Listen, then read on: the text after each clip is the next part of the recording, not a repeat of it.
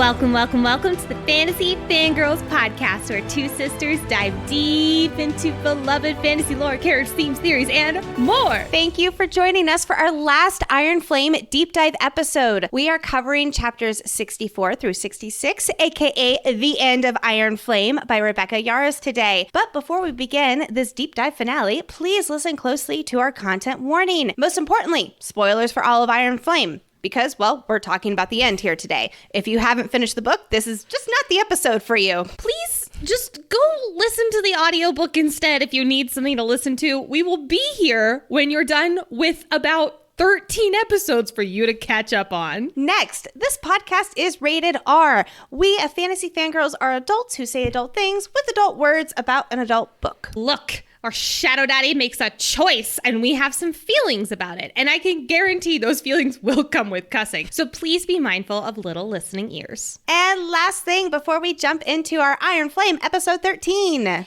If you've gotten to the end of Iron Flame and you're like, hey, I can't wait for the ACOTAR deep dives that you guys are starting at the end of February, and I want more content, more community connection, discounts on merch, early access to ad-free episodes, while supporting the Fantasy Fangirls and making the stream our livelihood, please check out our Patreon. We have 2 membership tiers, Cadets and Dragon Riders. However, those names are changing very, very soon for ACOTAR. And our Patreon community is so incredible and active. We have 4 events this month, including the new book club reading Divine Rivals. The link to join our Patreon is in the show notes or YouTube captions. And really and truly, thank you so much for helping us bring these episodes to you. It means so much that you've been with us on this journey to episode 13 of Iron Flame. And now it is time to turn venom! Dun, dun, dun. Nicole, please do us the honor of the final battle brief, aka your summary of what happens in chapters 64 through 66, aka the end of Iron Flame. Man, I'm gonna miss battle brief. It'll be called something different for ACOTAR, but I'm gonna miss battle brief. The name of it is just so perfect. Chapter 64. We're right back into the action, and the worst has yet to come. After dropping the world's shortest info bomb of letting Violet know that the Venom are actually waiting for Xaden, Violet asks her cryptic shadow daddy, would you rather me ward Besgaeth or Erasia? Without hesitating, Xaden says, ward wherever Violet his home is. My fucking heart! These two say not a goodbye, but instead a see you later. All of the while, the sage not a sage is descending slowly and dramatically to the ground. He loves to make an entrance. Violet sprints Sonic the Hedgehog style to the Wardstone chamber where Brennan has resurrected the stone. Too soon? I think so. Violet begins pouring her entire self into the Wardstone to imbue it back to life. But our girl is good at multitasking because her youngest dragon swoops in to give her the biggest info download of the book. Turns out Andarna is a badass queen who waited 650 years to hatch as part of her secret 7th breed of dragon. But why did she hatch, you ask? Oh, because she was eavesdropping on the elders, saying that there was a girl who would be the head of the scribes. But Andarna knew. She knew that this girl was destined to be her match. Who's that girl? It's Violet. Quickly, Violet's learning that homegirl is tapped out and she will die. Unsurprisingly, our self-sacrificing people pleaser doesn't think twice about throwing herself into the metaphorical iron flame fire and draining herself almost to the dregs. But who enters the Wardstone chamber? It's I'm gonna drop kick my daughter Lilith Sorrengail. Lilith kicks a near to death Violet away from the Wardstone and recruits our favorite siphon, Sloane, to help her imbue the stone. Violet, in hopes of getting Xaden to talk some sense into the situation, opens up the connection with her shadow daddy and feels a hopeless and helpless Xaden on the other end. I'm sure nothing bad could come of that. But Lilith begins to fade, and with some actual vulnerable and kind words to her children, she and her dragon Imser fall, but not before finalizing the imbuing of the stone. A devastated Violet and Brennan weep over their dead mother, and who walks in but a what did you do? Mira. Leave it to the 2 siblings to raise absolute hell, and then the 3rd sibling walks into the horror show and threatens to tell mom. Ooh, that was definitely too soon. Everyone is dragged out of the Wardstone chamber so the dragons can light it up, and a wave of power rushes past them. The wards rise, and on top of the stone is the last remainder of Lilith Sorrengail, an iron flame. Chapter 65. It's rain and wyvern. Hallelujah, it's rain and wyvern. It's not as catchy, but it's just as exciting. The wards have risen. Huzzah! Huzzah! Huzzah! But it's not all smiles, rainbows, and butterflies. Our Sorrengail trio is horrified by the death of their mother, and each of them go their separate ways. Brennan off to give orders, Violet off to hug her squad leader, and Mira just off. Yes, we will be talking about it. We learn that all of Second Squad lives, minus Sawyer's leg. And there's only one more thing to do to feel at ease. Lay eyes on Xaden and Taryn. I guess fuck you, Sigale. Violet heads out to the battlefield that is littered with wyvern and dragons and riders. Oh my! But then she turns to her shadow daddy, who is acting quite strange, specifically not looking her way. Violet tells Xaden that her mother has died and that Melgren wants them back at Basgiath, to which he agrees, because with them under the wards, Violet will be less scared. Nervous, Violet wonders what on earth can possibly scare her after all of this. Be careful what you wish for, Violet. Slowly, like painfully slowly, Xaden looks her way, and he's high! Wait. No, he just has a red rim around his eyes for other reasons. Xaden has turned Venin! Chapter 66. It's time for a Zaddy POV. We're in a dream, an oddly familiar dream. Xaden is suspended in midair and facing off with the main Venin from his dreams. And the Venin is fucking taunting him, giving him the last opportunity to turn to the dark side. But Xaden, in a very Harry Potter and the Sorcerer's Stone voice, says, never! But the Venin has one more bad guy info drop. Sage? Not a sage. I'm a general. Say what? Honestly, I feel like this was slightly directed to the Fantasy Fangirls. But this general pulls some major reverse psychology and taunts Xaden one step further. Xaden's gonna die at his hands, and then he will go and kill Violet. And that's just enough to tip our shadow daddy over the edge. Feeling an immense amount of power beneath the ground, Xaden begins pulling from the source and jolts awake. Not a dream, but a memory. But luckily, the nightmares are over and his girl Violet is asleep next to him in bed. Aw, so cute. Xaden's got some stuff he's gotta figure out, and he knows just the person to help him. Sneaking out of bed and heading down to the cells beneath Basgiath, Xaden stands right in front of Jack fucking Barlow. Xaden, using his big scary wing leader voice, asks Jack fucking Barlow how to cure Veninhood. But there is no cure. There is only craving more and more power. And with an eerie welcome to the fucked up family, it looks like these two are brothers now. I did not sign up for this version of the Brady Bunch. End of Iron Flame. Nicole, thank you so much as always for your battle briefs. I still can't believe we reached the end of Iron Flame. And you know, this episode is sponsored by BetterHelp. We could not have come this far in our podcasting journey without the help of our spouses and those around us. And with that support comes a lot of communication and overcoming some new challenges. There's a common misconception about relationships that they have to be easy to be right. But sometimes the best ones happen when both people put in the work to really make them great. Therapy can be a place to work through those challenges you face in all of your relationships, whether with friends, sisters, work, your significant other, or anyone else. If you're thinking of starting therapy, give BetterHelp a try. It's entirely online and designed to be convenient, flexible, and suited for your schedule. Just fill out a brief questionnaire to get matched with a licensed therapist. If you need to switch therapists, no problem, and it's no additional charge. Become your own soulmate, whether you're looking for one or not. Visit BetterHelp.com/FFG today to get 10% off on your first month. That's BetterHelp, HELP.com/FFG. All right, friends, let's don our Signet Power one more time before Book 3 comes out, where we dive into key insights, analysis, foreshadowing, and our favorite theories. Okay, you might want to buckle up here for this one, everyone, too. It's going to be a doozy. And I also just want to say, before we completely dive in here, while we pack as much as we can into this final episode, there are naturally going to be a few points and theories that we just aren't able to cover. So if we don't get to a few things, keep the conversations going in our comment sections. Keep an eye out for more content and predictions in the lead up to Book 3, hopefully later this year. We'll stay tuned for the timing on that, or on social media, where we'll keep sprinkling in Empyrean coverage. Let's kick it off with a quick nod to Chapter 64's epigraph that perfectly tees up this heart-wrenching chapter. It's recovered correspondence from our dear sweet Liam to his sister Sloane, telling her about Violet and how Sloane will love her. And Liam asks Sloane to remember that Violet is not her mother. This small mention of Liam sets us up for this book's big death. And this correspondence from Liam revolves around Sloane, Violet, and Lilith, all of whom are major players in this chapter. I love these epigraphs, and especially the ones, again, like I was saying, just perfectly tee up what is going to happen in the chapter without revealing too much. I really do wonder if we're going to get more from Liam's letters to Sloane, or if we're going to get just like more Liam in general, or if this book was the last time us seeing Liam or hearing from him through these different letters for Sloane. I'm hoping not, but I also don't want to think of a situation that Violet would be in where she needs to see Liam again, because the last one did not go well for her. Speaking of things that are not really going well, let's do a quick recap on how screwed our crew is. The second wave of Venin and Wyvern are about to attack. The head Venin, aka the sage, not a sage, Maven, and his crew are waiting for Xaden. Why? We truly don't know, but Xaden does. Violet laments that they have held almost all of their Dark Wielders back for Wave 2. Like, we need to stress how royally fucked our crew is right now. The battlefield is littered with Wyvern and Dragon corpses alike, and the only injured among our crew right now are Iotrim, which is Riddick's dragon, and Sawyer, who is missing a leg. Okay, so now that we know what the playing field looks like, let's take it back to Violet and Xaden at the opening of this chapter, right after he drops a bombshell bit of info that the Venin are waiting for him. We talked about this at length in our previous episode, so we won't touch too much on it here as Xaden and Violet's conversation continues, where she, understandably, asks how he knows the Venin are waiting for him. And Xaden explains that he, the Dark Wielder who is a general, not a sage, in case you didn't pick up on that last episode where we had to do some major correcting for ourselves, thought that they were going to be at Samara.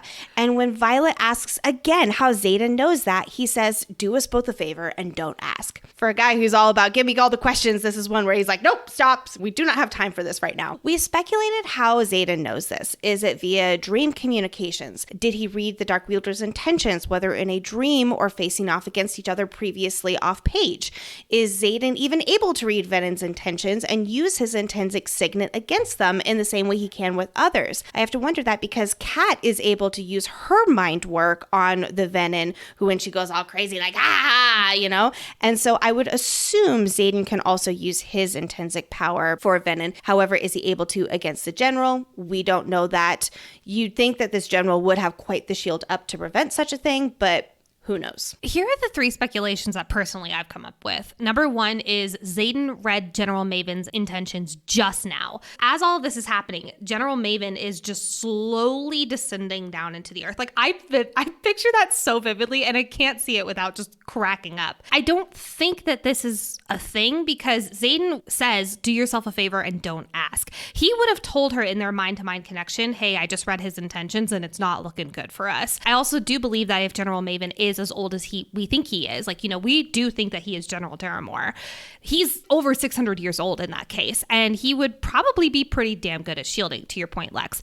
Option two, General Maven said in one of Xaden's dreams, like you said earlier, that he knows that Xaden is honorable or something to make him believe that the general's read on Xaden's character. This is the one I'm most leaning towards because of Xaden's don't ask. He probably doesn't want to stop and be like, well, you know, a love of my life, I've been having these really scary dreams where, like, I'm suspended in the air and this Venin is da-da-da. I do reprimand their communication because both of them have not mentioned that they are having these types of dreams, and that seems like something you probably should tell your partner. Or honestly, maybe Xaden thinks he's losing his fucking mind having these dreams, and he like thinks that this is some kind of prophecy, and he's scared to share that with Violet because he doesn't want to freak her out. So I'll give him that, and I'll give Violet the same in return. Now, option three is just Xaden's got more secrets. He's got more things up his sleeves. Again, I don't think that this is the case given the promises that he made to Violet in the sparring gym literally just a few chapters ago that I'm going to bring up later. But those are really the only three I can come up with. I personally actually think that it's leaning more towards option three.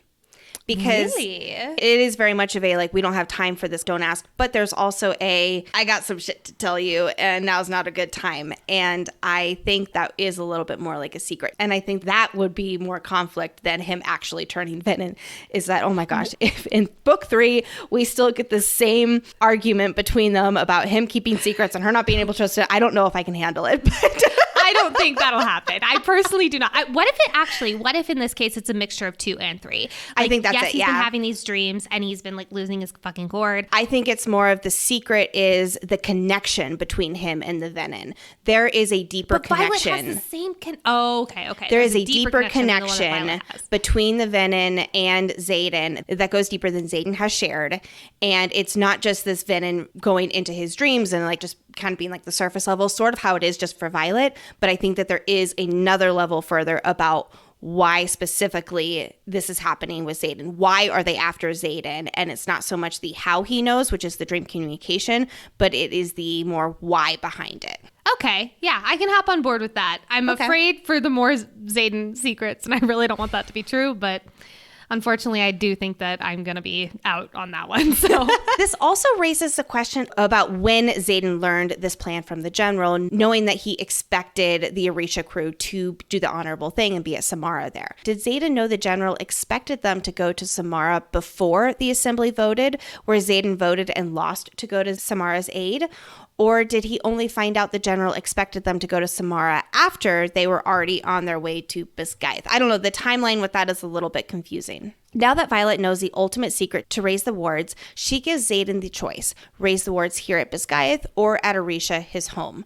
Because as far as we're aware, and according to the First Six's journals, each dragon can only breathe fire on one wardstone, which means only one wardstone can be activated since there's only one in Darna of the Seventh Den. While there's definitely more to the story we don't know yet, this right here solves the mystery about why Orisha's wardstone was never activated. My guess is that the First Six created it and planned to activate it, but the seventh dragon breed left before participating in this. We'll dive way more into that shortly here. It's so sweet and so on character for Violet to give this choice to Xaden, as she says, "I can never take that choice from you." He has dedicated his life to Orisha and the revolution and protecting the innocent, so it makes sense for Violet to ask him this. But I have to poke the tiniest bit of fun at Violet anyway, because everyone is literally going to die and the continent is doomed if she doesn't raise the wards right here, right fucking now at Bisgayth.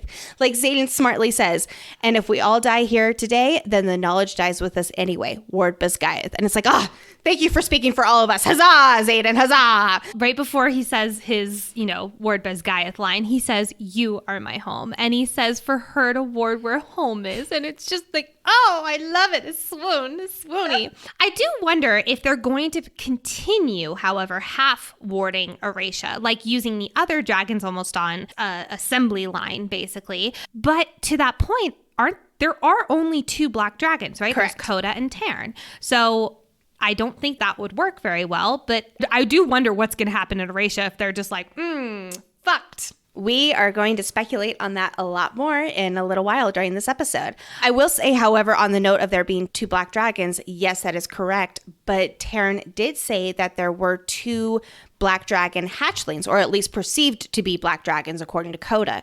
So it will be, I'll say, at least 3 years before these other black dragons are able to breathe fire. But that is potentially in the long-term plan. I know we'll be talking about this more in a minute, but if there are more of Indarna's seventh breed of dragon, then they could potentially ward, like full ward, Orisha also in that, 3 to 5 year timeline. We will definitely talk about that later. All right. I love how Violet then turns to Coda, who is bigger and badder than Tarn, and notably one of the few dragons who aren't afraid of him. And she says, "I need to talk to you." And Xaden, of all people, Xaden is the one who says, "Holy fuck, Violet," about her demanding to talk to Coda.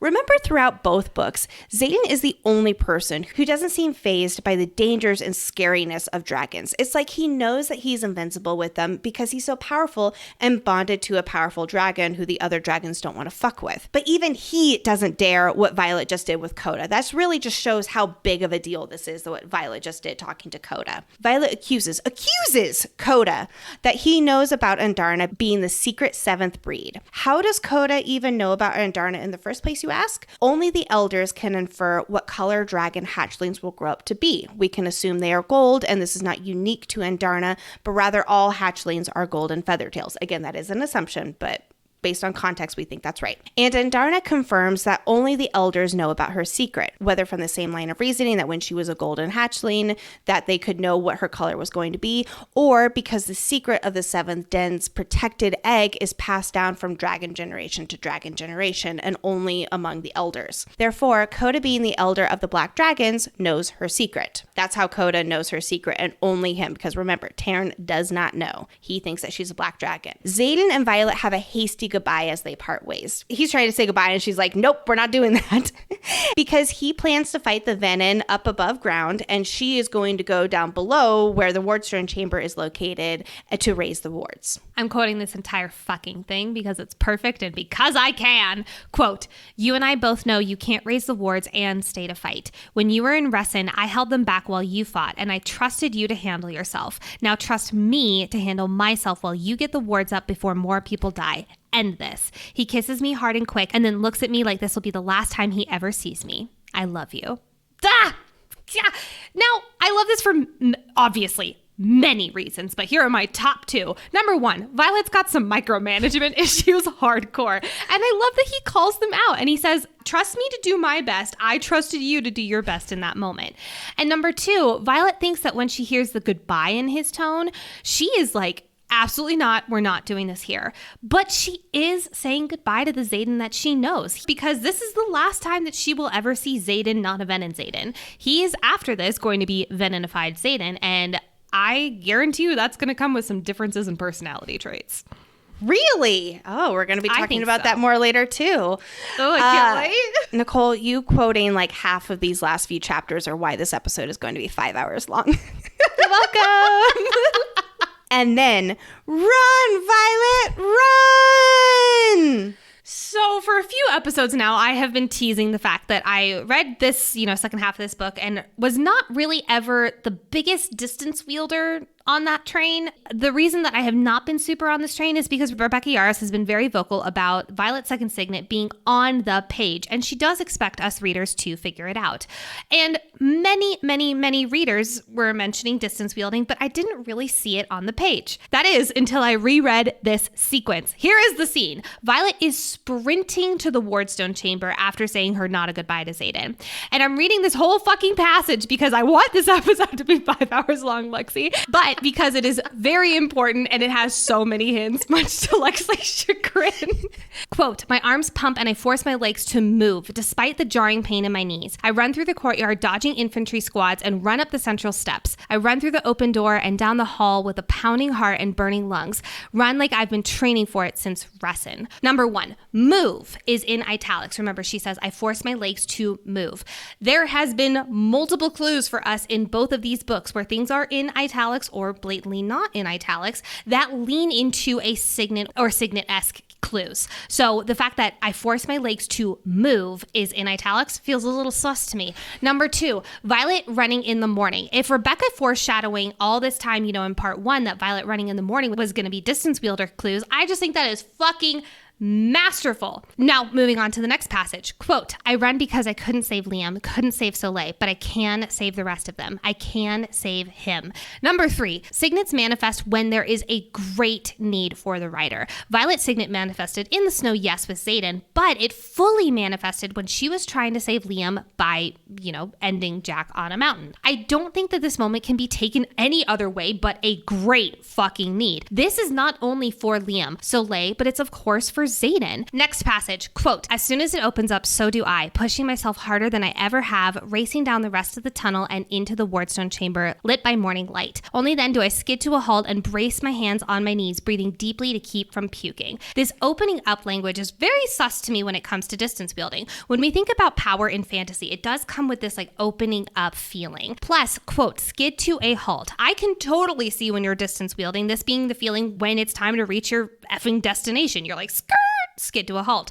Plus, in other worlds where distance wielding-esque magic is at play, they mention often how it makes people want to hurl when they experience it. Violet in this passage mentions that she's breathing deeply to keep from puking, and she mentions that nausea and puking is on her mind a few times in the next page or so. Then she makes it to the Wardstone chamber, which contains Brennan and Auric, the latter of which says, damn, Soaring Gale, I don't think I've ever seen you run that fast. Auric saying that he has never seen someone run that fast feels pretty on the fucking nose to me when it comes to distance wielding. Then she and Brennan talk about the Wardstone chamber for a minute, and Violet raises her hand to it. This is what changed me right here. Quote, my fingers tingling painfully like they just had circulation restored after a lengthy period of numbness.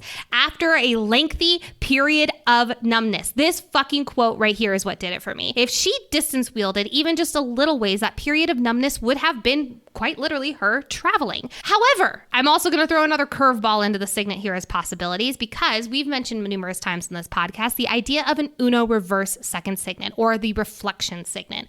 Basically where she takes another person's signet and just reflects it back almost like she is Kirby from Super Smash Bros. But wait, We don't know of any distance wielders, Nicole. And yes, that is true. However, Lexi and I have been absolutely open about the fact that RX Signet could be manifested as a distance wielder. Now, given the fact that he was also the one who said, I've never seen you run that fast, it would also be like that perfect little chef's kiss moment. So while maybe his Signet has not manifested for him, she was still able to Uno reverse it in that moment. If she was distance wielding, he would have been at the destination, not when she started. So that would really call into question how, like, the distance that she can Uno reverse with somebody's Signet. True. Very true. And that's a good point. We don't know her radius of Uno reversing if that is the case. I think that's a fun theory. I'm not done. But Nicole, you might be asking, isn't running fast a lesser magic? Yes, that is true. But there's a reason Rebecca Yarros didn't say, I use my lesser signet of running fast, or, a more poetic way of saying that. Could it have been implied? Maybe, but that doesn't really feel like something Rebecca Yarros would do given her writing style, especially in a big pivotal moment for a character like this. So all of this to say, here are my thoughts. Personally, I think that this would be a really cool manifestation of a second signet of distance wielding. I do like this idea of her being a distance wielder for this reason right here. I much more prefer the idea of it being an Uno reverse signet, just because I think that's very much in alignment with Rebecca's writing style. However, you bring up a really good point of how big is that radius? Violet, we don't know. Is this a possibility of distance wielding? Maybe. I'm excited if it is, but I do think that there are other second signet clues in this book that lean a little bit more away from distance wielding, and that distance wielding is instead going to be showing up in another character for us. I think she was just running really fast. I also do love the idea of Violet being a distance wielder, and I will say that is one of the most popular second signet theories for her, specifically exhibited from this. And Nicole laid out some great supporting evidence. I do also think that all of the supporting evidence that for distance wielding could also be just for running really fast. I want to puke and my body feels all tingly after I've just run the fastest I've ever run in my entire life. But again, I absolutely agree with you that I love this idea, and I do think that we will see distance wielding, but in another character. I don't know why you and I are both like so gung-ho on it being Arik, but like I really, like if I had to say it was going to be any other character, I would definitely say Arik, like really and truly. This running sequence follows her through Basgiath and the passages as she presses on. If she was a distance wielder, wouldn't she just like show up near the Wardstone chamber? It's not like that she, like distance wielding doesn't mean that you go really fast. It's that you apparate, or that you're winnowing, or that you're teleporting, it, however you want to say the semantics of it. I do agree. Yes. I'm keeping my mind open because this does feel like a very big, theatric moment for our character, yes, where it did feel like that big dramatic moment. And yes, it definitely could have been just that full circle moment from when she was running at Basgiath because she was so afraid. And this time she's actually running towards something rather than running away from something, and kind of yes, that poetry of that. I love that. And I could see this as definitely a distance wielding hint, like wink, wink, hint, hint. But I do want to pull a little bit of a 90-degree turn and just pull out a side note from this passage, because Violet says, quote, I can save him, meaning Xaden. Him is in italics. When we see he, him pronouns in italics in the story, it has always been discussing the sage, not a sage, equals a general. And again, this is tying Xaden to the Venin. And it's just so small, but it's just such a good chef's kiss moment. Violet asks Andarna to get down to the chamber, and Andarna says, I'm not fond of pits. And Violet interrupts with a, now, Violet interrupting again, I swear to God. But I do wonder, why is Andarna not a fan of pits? I was wondering the same thing, and I imagine it's a small hint at her trauma from the caves, where she killed Solus to protect her rider. We never really get much from Andarna about the weight that this bears on her soul. Remember what Taryn was saying about how it really does affect a dragon in their soul when they kill another dragon. And maybe this is a hint to that, like a small little hint to that. So that like I had to think about it, and I was like, oh, pits, maybe the caves. Oh, she was traumatized in the caves, and we haven't really gotten much since then about what her thought process is about all of that. I think that'll be a huge part of book 3, is like Andarna dealing with that, and then also dealing with the fact that now her other bonded dragon and her rider now know this huge big secret, and they're trying to figure it out. Well, actually, okay, so Nicole, speaking of who is with Violet in the cave, I've been wondering since that episode, how do the Griffin Flyers all speak the Navarrian common language? Like, how do you think that they learned it? I do know that a really great way to learn a new language is by immersion, aka living where the language is spoken and using it every day. But if that's understandably not in the the cards for you, just like it's not in the cards for our Griffin Flyers here who cannot go to Navarre long enough to be immersed because they literally can't use power and they'd probably die. There is a second best way to learn a language that you want to speak so badly, and that's with Babbel, the app that our Griffin Flyers absolutely used to get Navarrian down. Babbel's designed by real people for real conversations.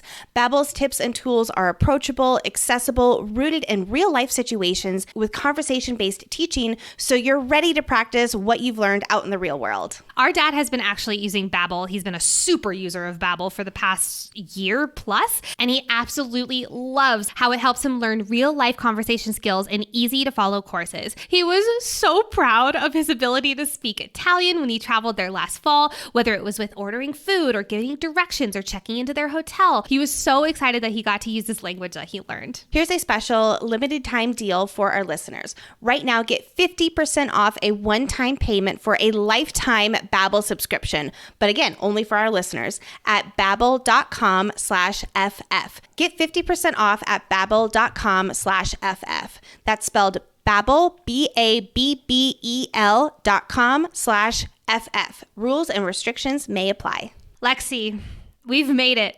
13 motherfucking episodes. We have made it to here.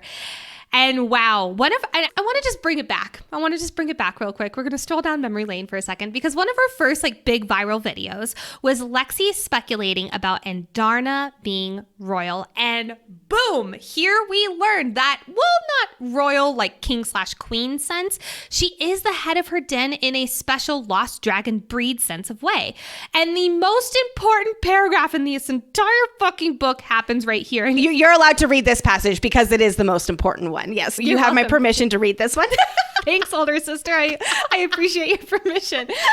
Quote, I waited 650 years to hatch, waited until your 18th summer when I heard our elders talk of the weakling daughter of their general, the girl forecasted to become the head of the scribes, and I knew you would have the mind of a scribe and the heart of a writer. You would be mine. You are as unique as I am. We want the same things. And Violet says back to her, you couldn't have known I would be a writer. And Darna responds with, and yet here we are. What? Lexi, take it away. I'm just gonna move my mic. Take it away. I'm about to burst at the seams here. Okay, so how did she know? I don't actually know the answer to that, but I swear this question has broken the internet. And it's going to break me right now in this chair as I'm just freaking out here. So to be clear, Andarna chose to hatch when Violet turned 18, and Violet wouldn't know herself that she was going to be a writer for another 1.5 years. Remember that Lilith pulled Violet out of training for the scribes and made her start training for the writer's quadrant 6 months before her conscription day, because she knew that Violet would learn the truth and want to do the right thing, and she would inevitably be killed for it if she stayed on course to become a scribe. So Lilith figured it's better to give her daughter a chance at the writer's quadrant where she'd at least have the opportunity to live if she survived graduation. Again, this brings us back to the question of how Andarna knew Violet would be a writer a 1.5 years before Violet made the switch and knew herself. While we have absolutely no idea, Andarna is only scratching the surface of this gigantic iceberg of information right now because they are in quite a bit of a hurry. Let's throw around a few ideas, theories about how and what Andarna knows. Number 1, Violet is central to a prophecy, and Andarna recognized that she would be the one to fulfill it, and therefore that's why she decided it is finally time for her to hatch, because she knows she'll be needed as Violet's bonded dragon to fulfill a prophecy together. There's a lot of other supporting evidence that Violet is key to a prophecy throughout these books, even though there hasn't been any mention of a prophecy in this series so far, whatsoever. One of the many supporting evidences is the way that the Venin are obsessively wanting Violet to, and the way that the Venin is almost prophesizing in her dream as well. I'm not going to go down the prophecy rabbit hole too much right now because we could get very lost down there, but I do think that Violet fulfilling a prophecy is very likely and also very on point for the fantasy genre. Prophecies and fantasy go hand in hand together, folks. Okay, so now moving on to number 2 possibility. Andarna straight up guessed that the daughter of the general would also become a writer. I think this is unlikely because where's the deliciousness in that storytelling? But I just had to throw it out as a possibility that this is technically all by chance and Andarna is just a smart cookie who took a guess. Okay, now that we got that one out of the way here. Number 3, and I hope you all know what I'm about to say here, folks. Papa Sorrengail plays a key part in all of this. There is a previous exchange in Iron Flame where Varys says it's ironic that Violet's father was writing a book on feathertails, a kind of dragon that hasn't been seen in hundreds of years, and then Violet ends up bonded to one. Violet asks Taryn and Andarna if this is indeed a coincidence, and Taryn says he knows nothing of her father's research, but, and I quote, Andarna has gone silent. What? Breathe, Lexi. Andarna hatched around the same time that Papa Sorrengail died. His heart gave out more than a year before Fourth Wing starts, meaning he probably died within months of Andarna hatching. I still don't know how or if he would know Violet would become a writer because he kept training her to become a scribe up until his death. That was always the plan. Maybe he said that his daughter had the mind of a scribe but the heart of a writer, even though he knew that she was going to become a scribe, since Lilith has also said a very similar thing too, and that's how the elders kind of know that same phrase there, right?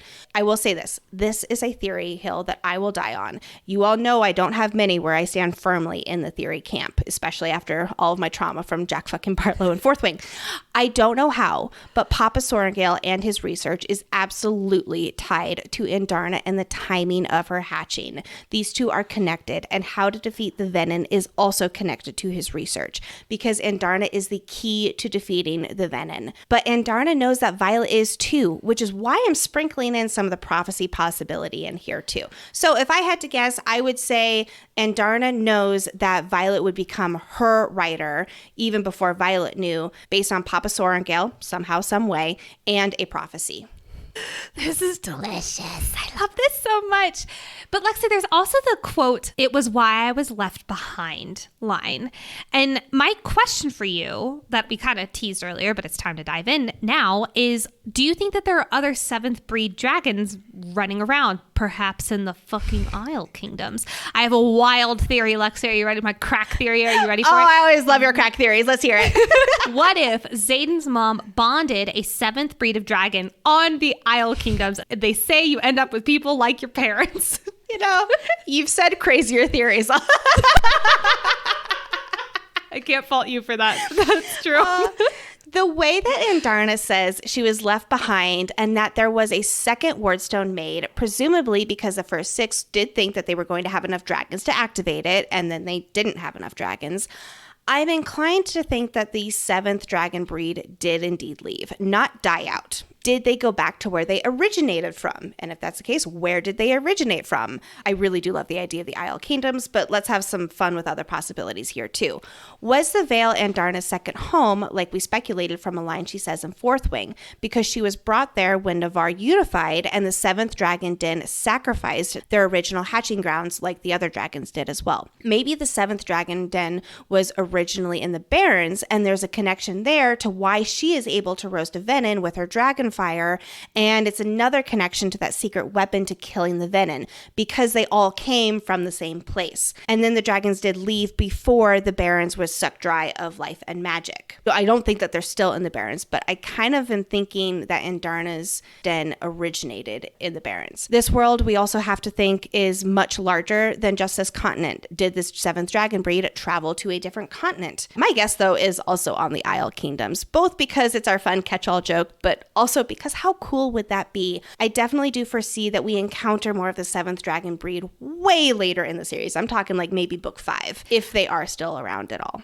I do think that the Isle Kingdoms, yes, it is our funny catch-all joke, but I do think it does make the most sense. Like, there have been so many mentions of these Isle Kingdoms in this book, and we've been joking about like, oh, we'll definitely go there. Maybe that's where Mama Ryerson or Mama Xaden is hanging out.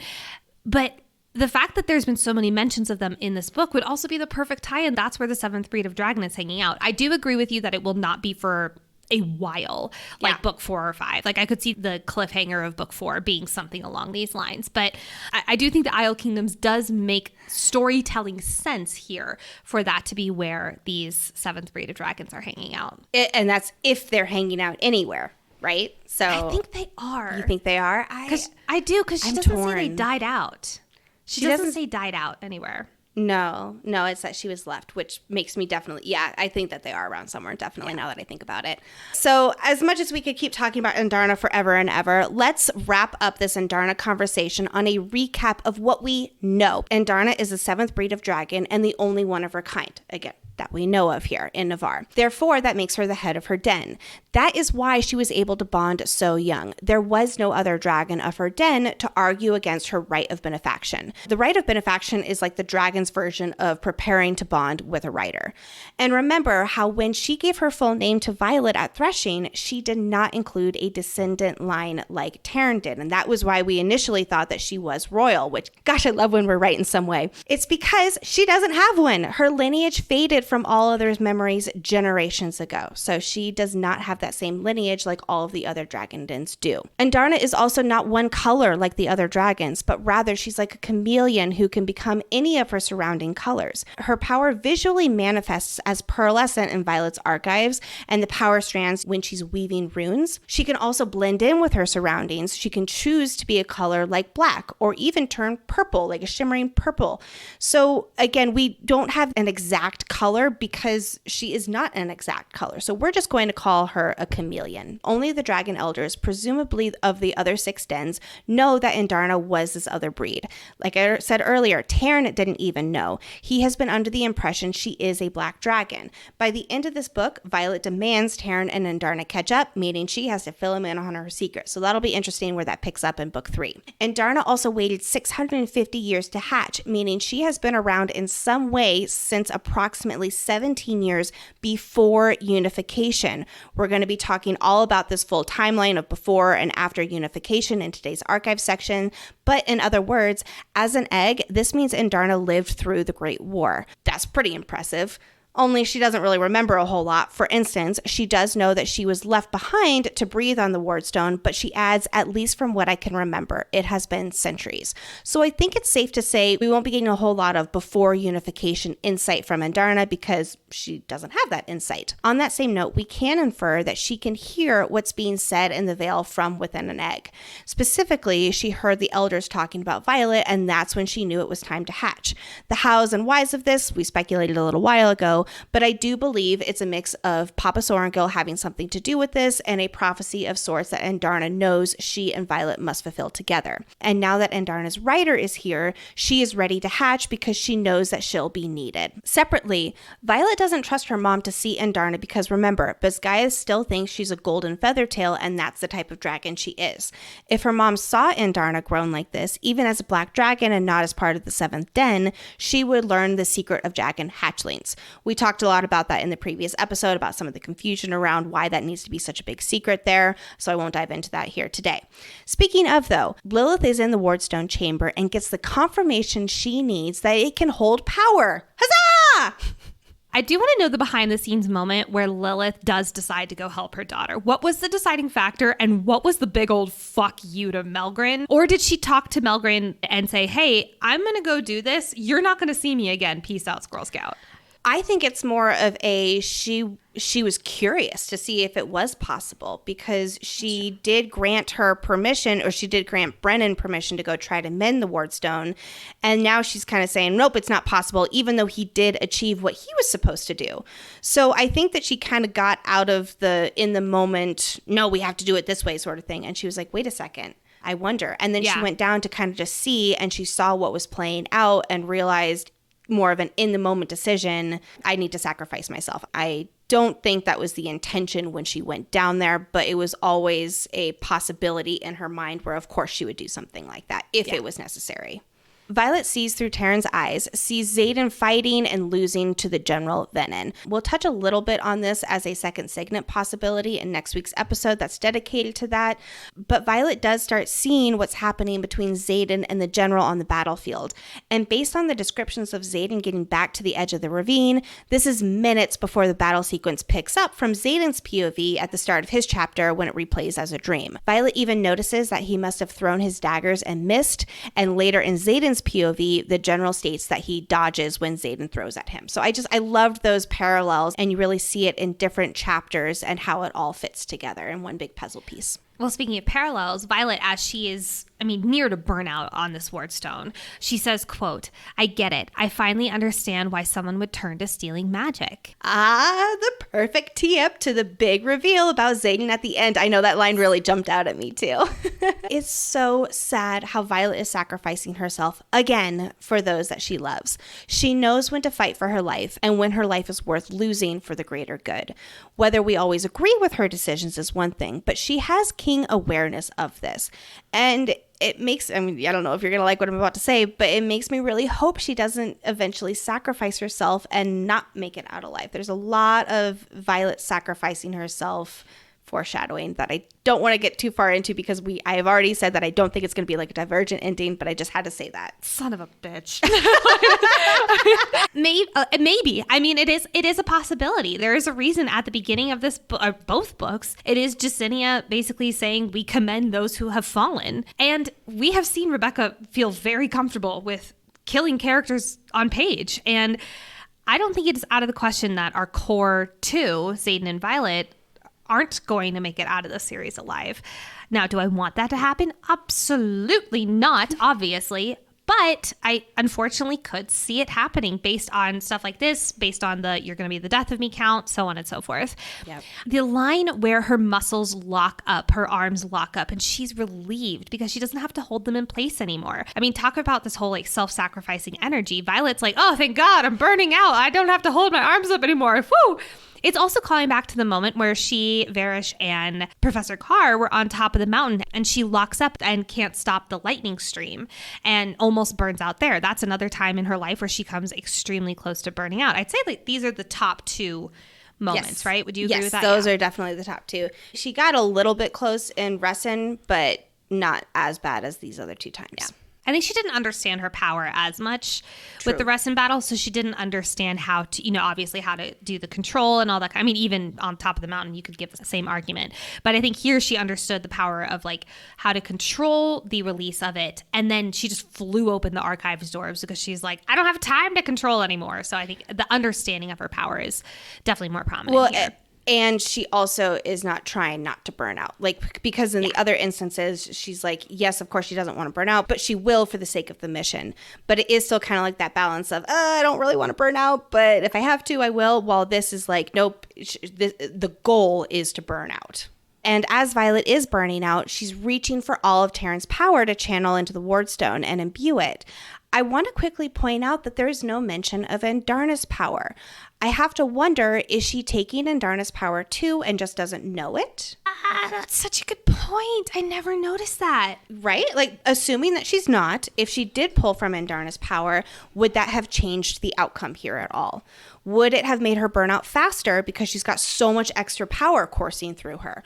Or would that extra power prevent her from burning out? Almost like how it goes with the process of turning venom. Reaching for that extra power gives you more power versus burning out, like what we see here with Xaden. And on that same note, that would be some really cool foreshadowing in the power where she almost has extra insurance not to burn out. She has that extra power so that she won't burn out as quickly or as easily as she has previously. And I say easily as a very relative term because it is not an easy thing to do. She just is put in very difficult situations where it does happen. No matter what, I don't think channeling Andarna's power would have been enough to imbue the stone as much as it needed, but it is something to think about as we gear up for book 3 and her second Signet reveal. So burning out is not only for the fantasy world. And I know that when I get burned out or I have just a really stressful chapter of my life, the first thing to go is my flippin' skin. In fact, one time I was about to do a huge presentation for work and I was getting so nervous over it and my forehead broke out like freaking crazy. And the entire time I was presenting, all I could do was just stare at my forehead. It really took me out of the moment. And while I was not risking my life to imbue a wardstone, moral of the story is that we all get in the weeds of life, and it's important to remember to take care of ourselves. And one of the best forms of self-care is taking care of your skin so you can feel good inside and out. And that is why we're stoked to partner with Apostrophe. Apostrophe's goal is to help you feel confident in your own skin. Whether you're dealing with breakouts, signs of aging, or acne scarring, Apostrophe will help you love the skin that you're in. Apostrophe is an online platform that connects you with an expert dermatology team to get customized acne treatment for your unique skin. Through Apostrophe, you can get access to oral and topical medications that use clinically proven ingredients to help clear acne. Simply fill out an online consultation about your skin goals and your medical history, snap a few selfies, and then a dermatology provider will create a customized treatment plan just for you. We have a special deal for our audience. Get your first visit for only $5 at apostrophe.com/FF when you use our code FF. That is a savings of $15. This code is only available to our Fantasy Fangirls listeners. To get started, go to apostrophe.com/FF and click Get Started. Then use our code FF at sign up and you'll get your first visit for only $5. Thank you so much, Apostrophe, for sponsoring this episode. Oh boy. It is time to talk about Mama Sorrengail's send-off. I will say, at first when Sloane said, "I won't do it," and they're practically dragging her into the Wardstone chamber, I was convinced, capital C convinced, that they were going to sacrifice Sloane because I assumed as a siphon, she would have more of that necessary raw power to be able to fully imbue the Wardstone. And I was like, no, not Sloane. Like, I actually like her now. Well, I mean, same. And I think we were all supposed to, because think about the last siphon we know, or at least know of in the story, who burned out and sacrificed himself, or at least sacrificed everything. And let me tell you, I was fucking pissed when I thought it was going to be Sloane. I thought that Lilith Sorrengail was doing all of her, like, I killed your mother, like, to like bait her on and get her angry before she died. I was like, this is terrible. And then Lilith dies. I wasn't entirely mad. Oh my God. Okay. Well, I'm step aside for this conversation. No. No, I'm kidding. I like it. It is a very gut-wrenching moment, and I'll talk about that more at length. But like in relation to a Sloane or Liam death, it did not have the same emotional impact, and we'll talk about that more later. Yes. So, Lilith literally kicks her daughter to stop her from imbuing the Wardstone, and she helps cut her off from that power. Then Brennan starts mending the body Violet has been so reckless with. That's another quote that I really love there. And it wasn't until Lilith starts egging Sloane on about how she killed her mom and made her watch that I started understanding what was really happening here.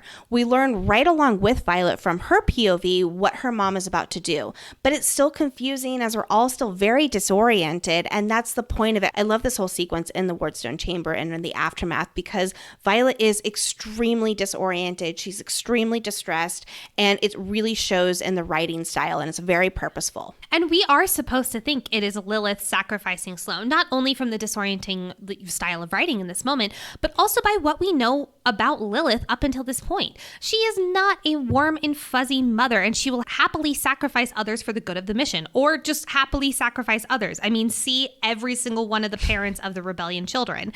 We're supposed to think that she is dragging Sloane to her death. I mean, the way that she talks to Sloane here, quote, "I killed your mother. I tracked her down and hauled her to her own execution. I made you watch," reminding Sloane of these heartbreaking moments in her life. When she started saying all of that, that's when I started realizing, oh, they're not going to sacrifice Sloane.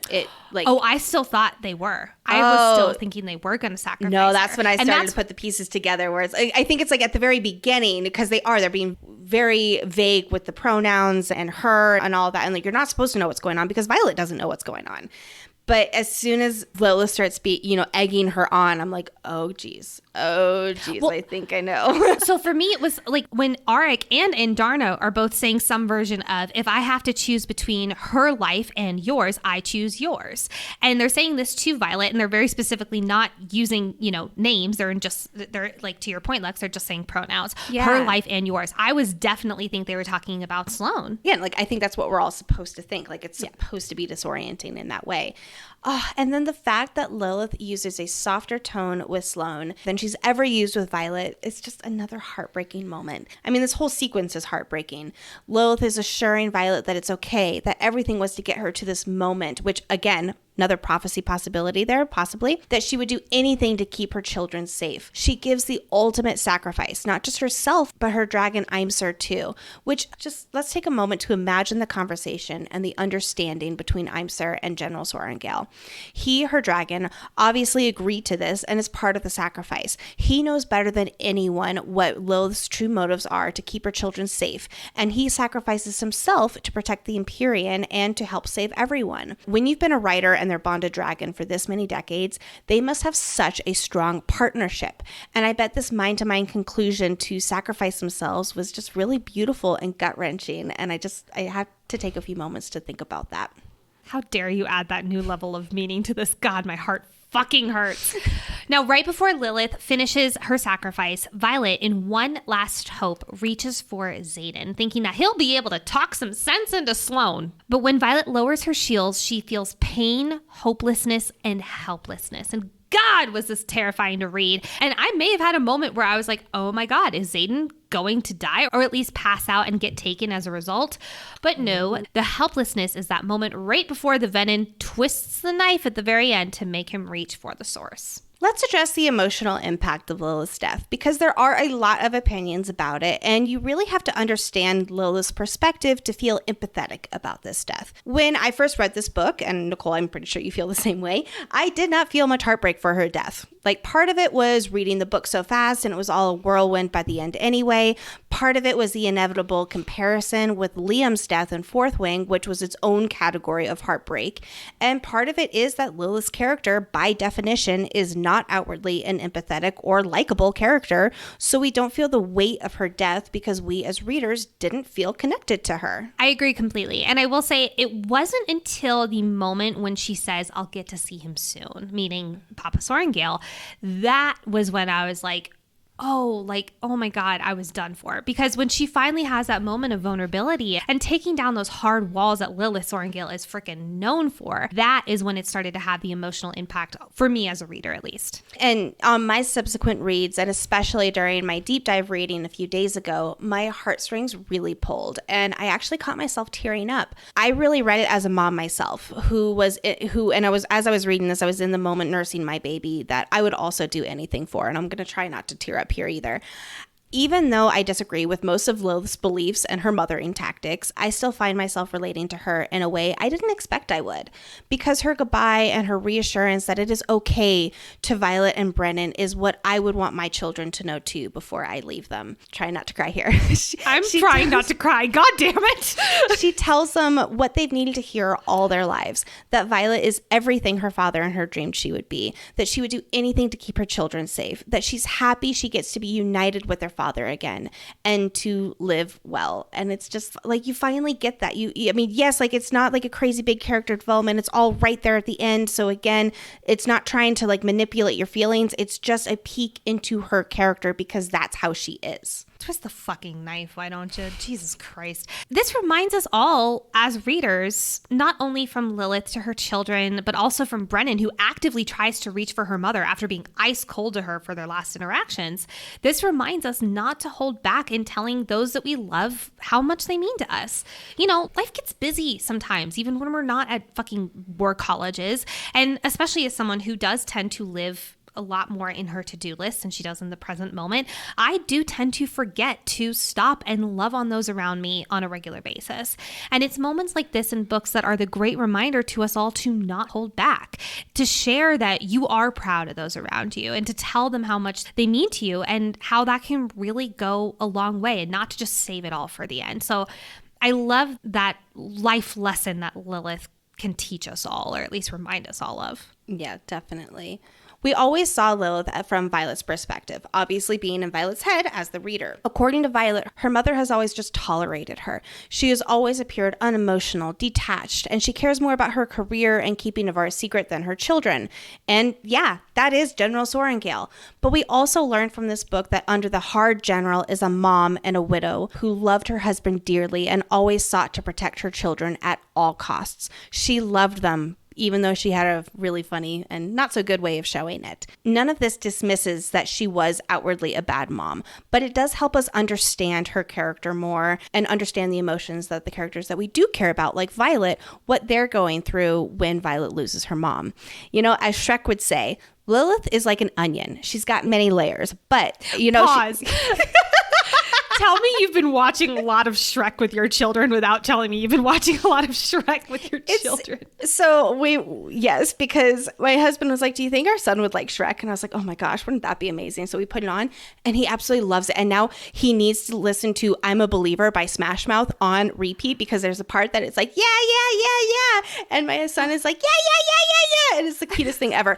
Anyway, last thing I was going to say on that Shrek note is that Lilith, is not like a parfait. As Donkey says, everybody likes parfait, but not everybody likes Lilith. So therefore, she is more of an onion. I love you so much, and God damn it, I love my godson so much. I need to make another meme of the onion versus the parfait. Anyway, perfect. When Lilith sacrifices herself and dies, as the reader, we may not be so sad that she died like we were with Liam, of course, but we are sad because we empathize with her character as a mom willing to give the ultimate sacrifice to protect her kids. And we can especially feel for her children who are having to watch their mom's life energy get siphoned out in real time. Like they're having to watch all of this happen. All of this to say, it's okay if you weren't upset over Lilith's death. She was an onion character, like I was just saying. But our hearts do hurt for Violet, who is losing her mom, who is hearing her mom be open and honest about her feelings for really one of the first times she's ever heard. And only in Lilith's death does she truly let down her guard and say a heartfelt goodbye to her children. And when I keep saying children, I mean mostly Violet. She was mostly speaking to Violet. Brennan is also present, and as much as he hated their mother over the past 6 years and has been downright nasty to her since revealing that he's alive, he's suddenly a boy who just wants his mom to be alive. And he's begging her not to do this. He's using all of his remaining energy to stumble towards her because remember, he almost burned out from trying to mend the wardstone. It's so touching, and I can imagine all the regret and guilt that he must feel in this moment. I will say one of the saddest things is Mira, who is most like their mom and arguably got along best with her since Brennan's quote-unquote death because she wasn't able to be present. And to be honest, I don't know if she would have let this happen if she was there. I don't know what she would have been able to do, but I don't think she would have let this happen in the same way that everyone else present did let it happen. And I say Violet letting it happen, she was being held back, but you know what I mean. She arrives barely a minute too late, and her reaction to the scene is so gut-wrenching as Mira bellows, "What did you do?" while trying to check their mom for signs of life. It's just, I feel for Mira so much in this because she didn't get to be present, and she's having to deal with the aftermath. I have a feeling that this is going to play a huge role for Mira's character development in next book and going forward, but I will speculate more on that. Interesting. All right, so now we can all dry our eyes if you were crying there a little bit and all of a sudden you're like, geez, Lexi, you made me empathetic towards Lilith. Let's now talk about Indarna and how she helps remind Violet that even though her mom just died, they all need to keep on moving and finish the ward-raising mission. As Indarna says, Xaden needs her and Taryn and Sigale wait with him. I assume he's still fighting the general, and Indarna says that he needs Violet because he needs the wards to be up so that the Venin can lose their power and he has even a chance of winning. See, I took this as Indarna referring to Xaden needing Violet as like, whether that's a presence or just like Xaden needs you, just like in some form or fashion, like a partner would need another partner. And I do wonder that if she did come to his aid, you know, like obviously with the wardstones and all that kind of stuff, like taking that out of the picture, if she did come to his aid, would he have turned Venin? Like if she raised the wards even just a second sooner, would he have turned Venin? And the answer is probably not. Well, because by the time that she would have come up to the battle, no matter what, the wards would already be raised. And if that was the case, she would not be in danger of the general killing her like he is threatening to do. Yeah. However, if for any reason she did not raise the wards and she came up to then help him, I definitely think he would have still turned Venin because the general would have known to turn his attention to her and literally just try to kill her to essentially make him level up. I do wonder because Brennan and Violet, as Mira come in, like, you know, they're like pouring over their mom and they don't get out of the wardstone chamber as fast as possible. If they had gotten out of the wardstone chamber even 30 seconds prior, would Xaden have turned Venin? Like, that's the dramatic irony that this is just like Shakespearean level, in my opinion. Yes. And we don't know how much time, whether it's a few seconds or a few minutes, what happened from after he reached and when the wards came up. My guess is when Andarna says Xaden needs you, that is seconds before he channels. Yes, I think so too. What I'm trying to say is I don't know if he, quote unquote, kills the general with his big, strong venom powers, or if it's more with his signet powers, because then the venom is powerless. I think he channels, and then suddenly he has so much more power with his shadows, and he literally lassos the general and like throws him in the water. And like simultaneously as the wards. Okay, yeah, well, I see that. We'll talk about that at length in a second, because I've got some speculation about that. In this next sequence where our crew, Sloane, Arik, Brennan, Mira, who's dragging their mom's body, and Violet, they leave the Wardstone chamber so the 7 dragons can breathe fire on it, which, huzzah, huzzah, huzzah! Coda, Andarna, and 5 other dragons represented the other dens ignite the Wardstone flame and raise the wards, yeah! One of the most goosebump lines of the book is when Violet looks up at the mended wardstone to the iron flame that burns black on top and, quote, it's all that's left of her mother. It makes me want to cry all over again because, again, Lilith sacrificed herself for Basgiath, and now she will eternally be part of protecting the kingdom she dedicated her life to. It also brings such a whole new level of meaning to the title of this book, Iron Flame. It's almost like the title is dedicated to Lilith Sorrengail, a mother. With all of this going on, like I've previously mentioned, Violet is notably disoriented. She's not knowing who is speaking or even if she's the one talking. And there is speculation that this hints to her second signet, which we will touch on in next week's bonus episode.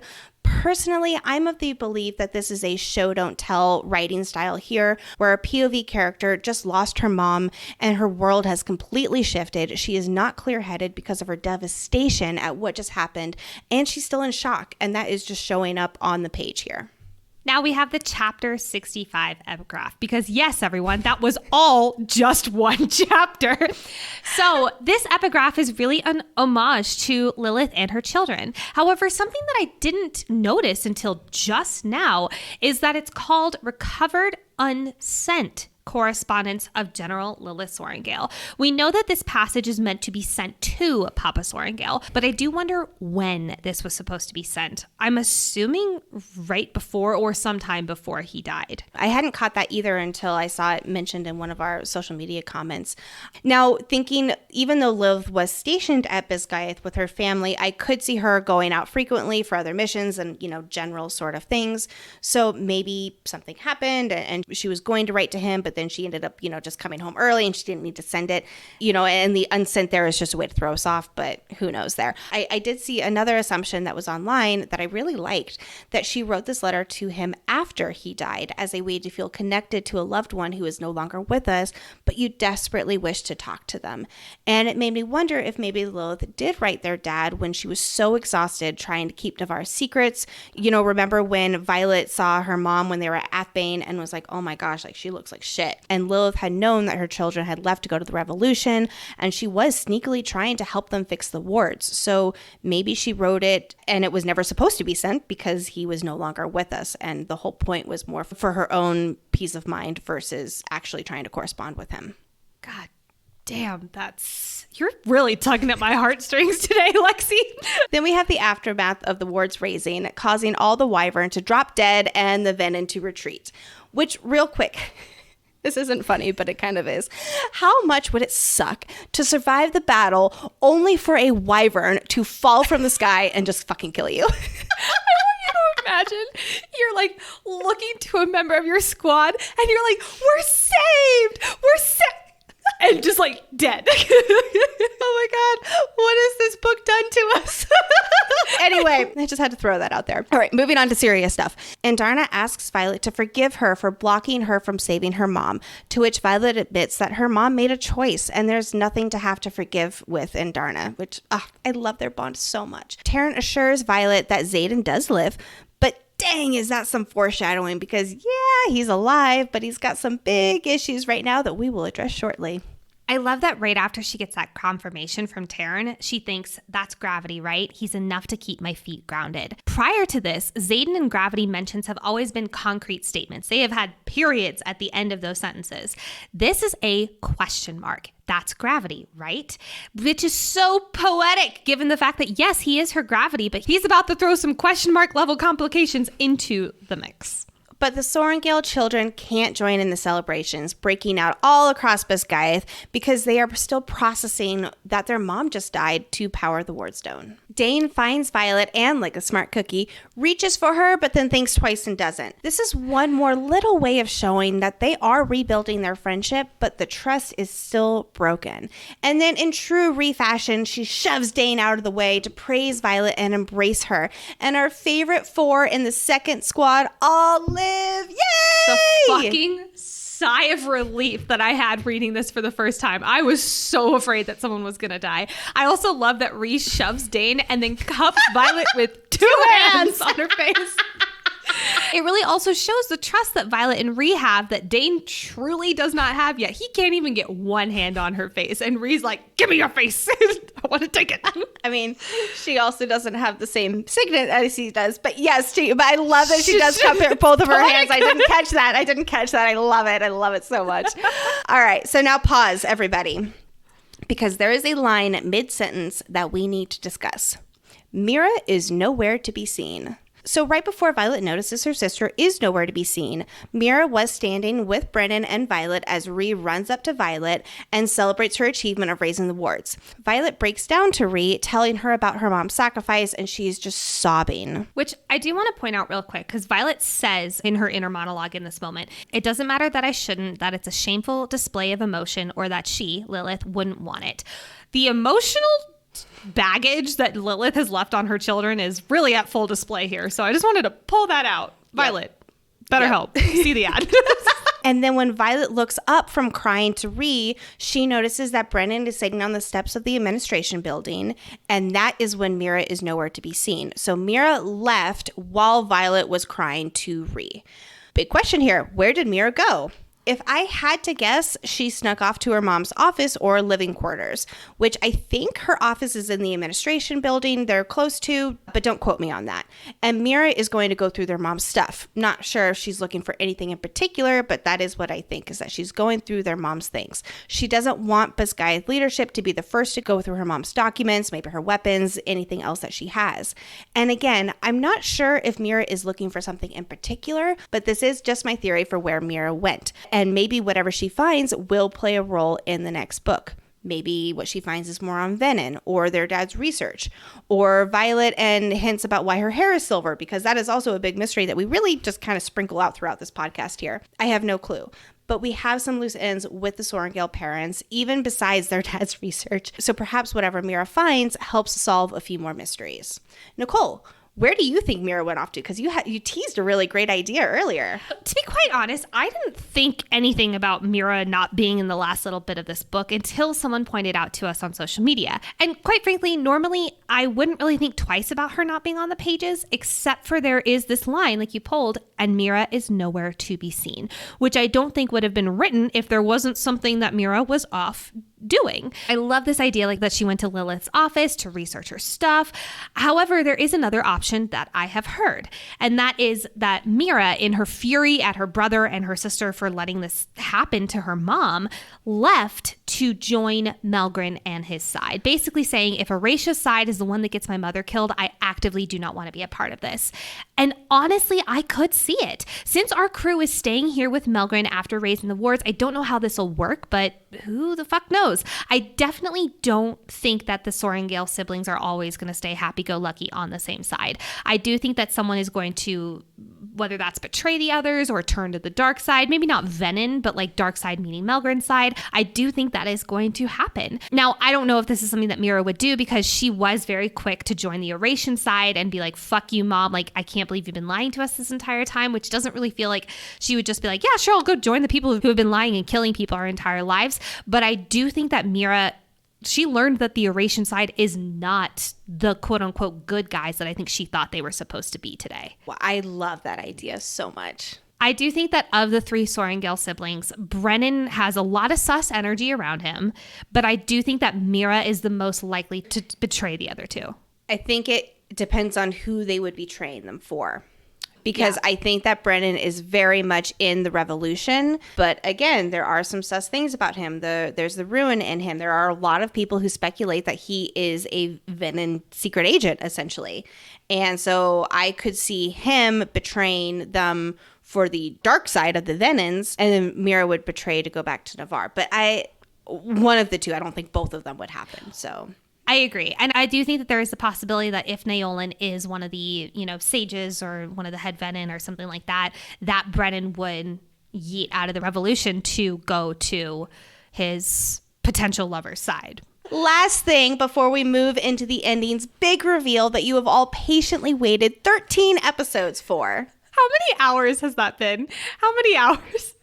I haven't done the count, but I tell you what, it was over 20 for 8 episodes of Fourth Wing, and I know it's a hell of a lot more for this one. Melgren and Navarre are negotiating the terms for the Orisha cadets to return to Bisgayeth. Violet realizes that leadership can't keep the Venin a secret after their attack on Bisgayeth. Not only did a gigantic horde fly through Navarre, but when the wards went back up, hundreds and hundreds of wyvern just dropped dead out of the sky.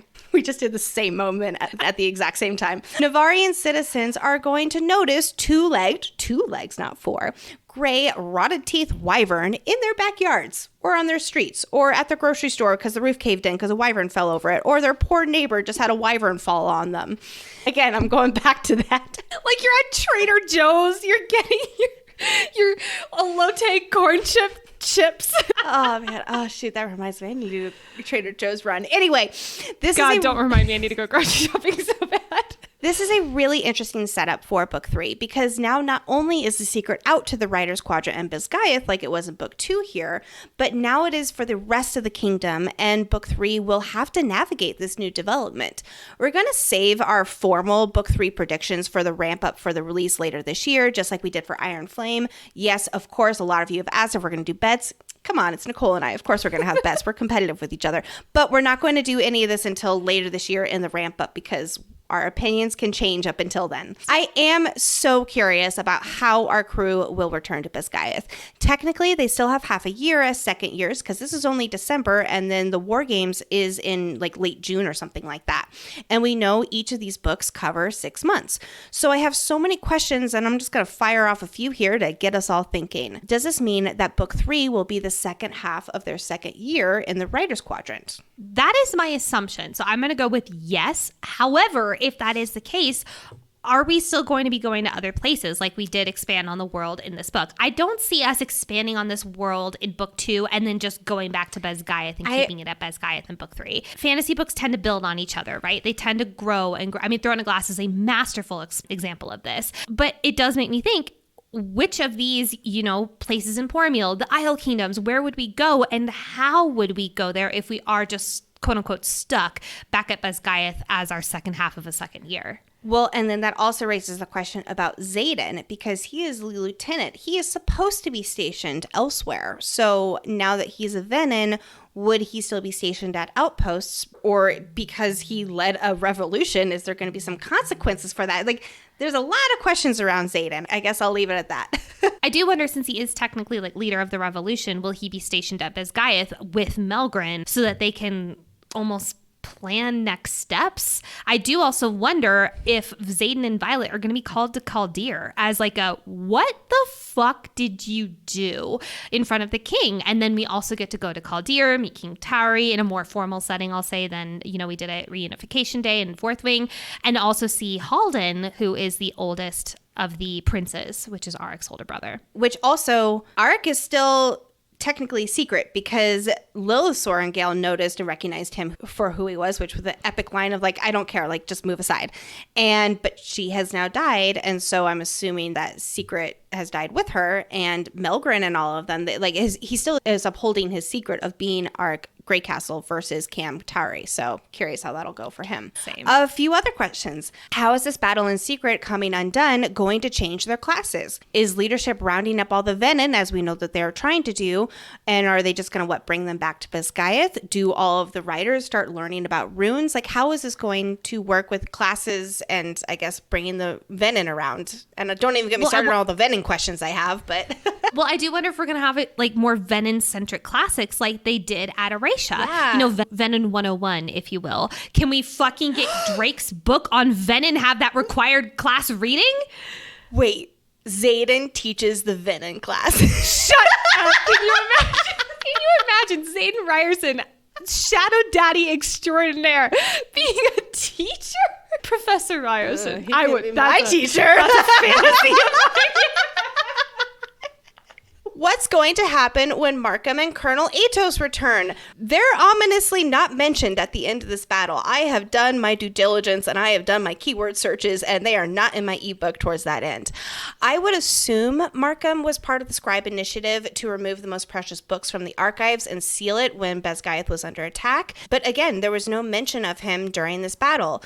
Could he be in Kaldir like he was in October when Violet and Co. did their archives heist? Remember, he was not present then either. Then, of course, we got Daddy Atos. He also does not seem to be present at this fight. Last we knew, he was sent to the coastal outposts, literally way back in, what was it, chapter 9 or something like that? Something like that. We don't know, but I'm guessing all riders at these coastal outposts were called to action in Samara because Samara needed everybody on deck. And then, of course, when all the Venin and the hordes flew over Samara, they were like, oh shit. And then the Navarrian army raced to Bisgayeth as quickly as they could. Was Daddy Atos among those who went to Samara and then traveled back to Bisgayeth at fast pace and is just off page at Bisgayeth here?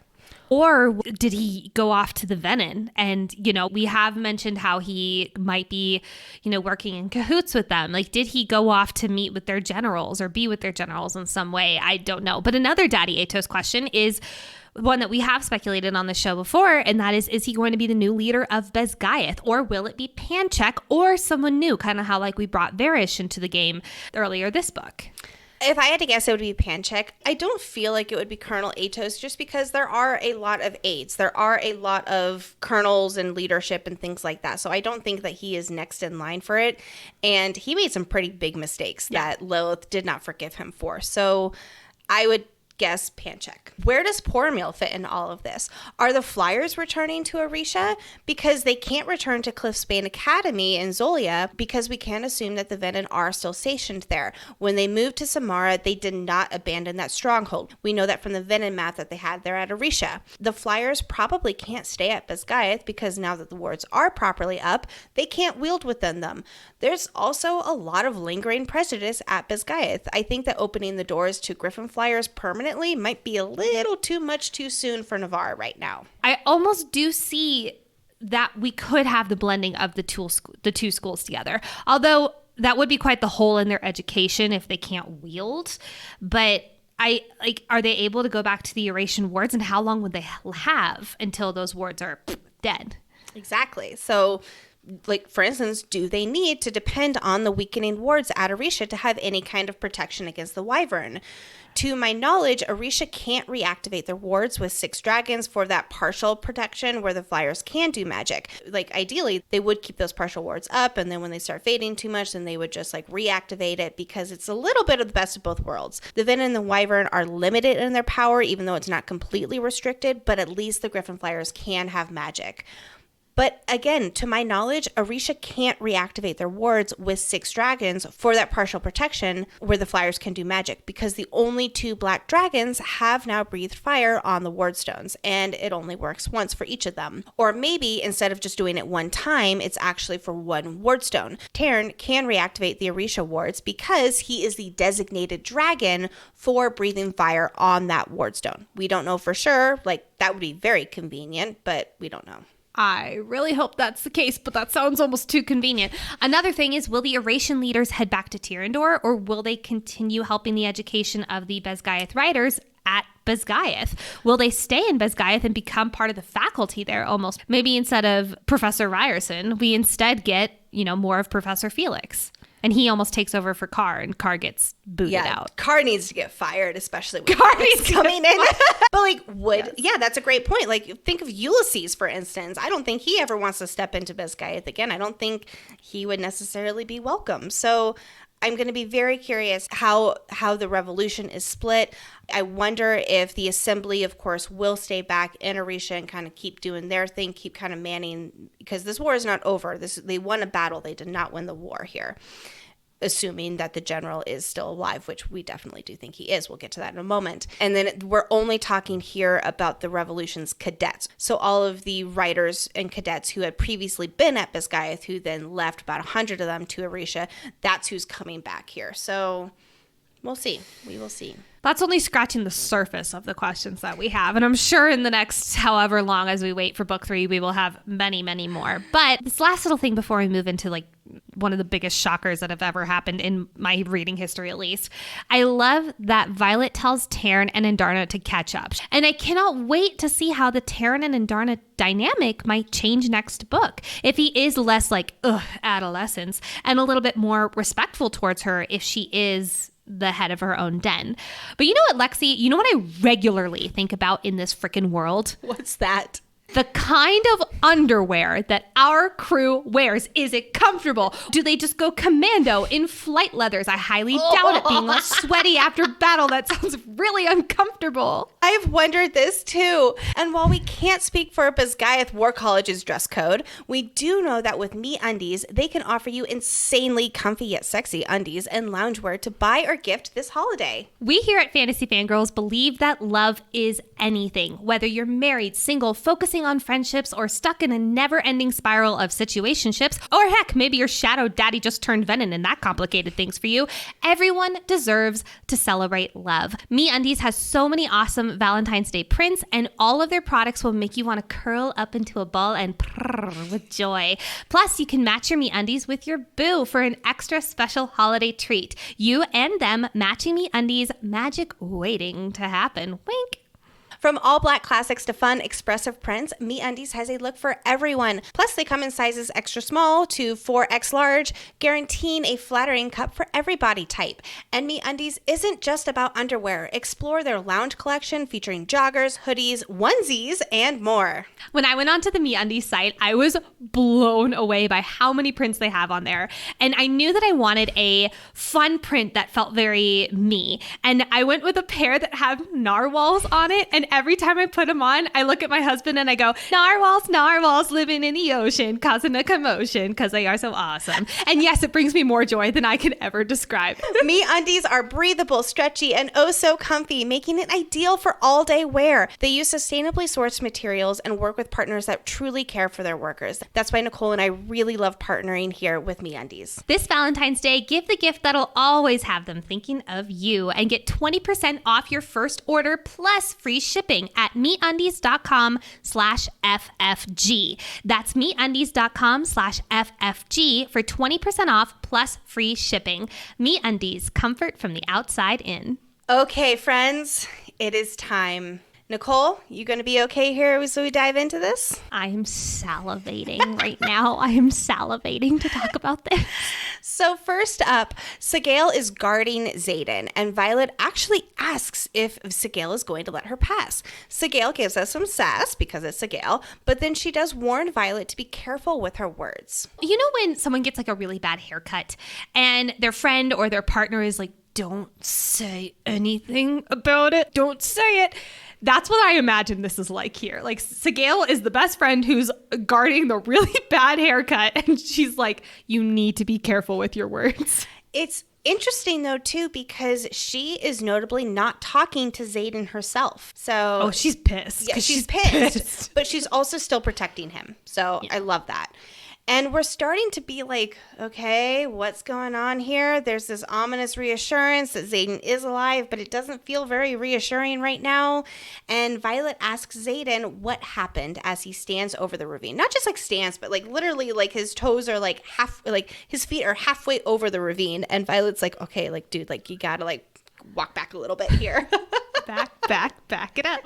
Xaden says that he killed the dark-wielding general, saying he snapped the magical tether he had on him and killed him. That magical tether, we'll talk about that here in a few moments when we go through his dream sequence here.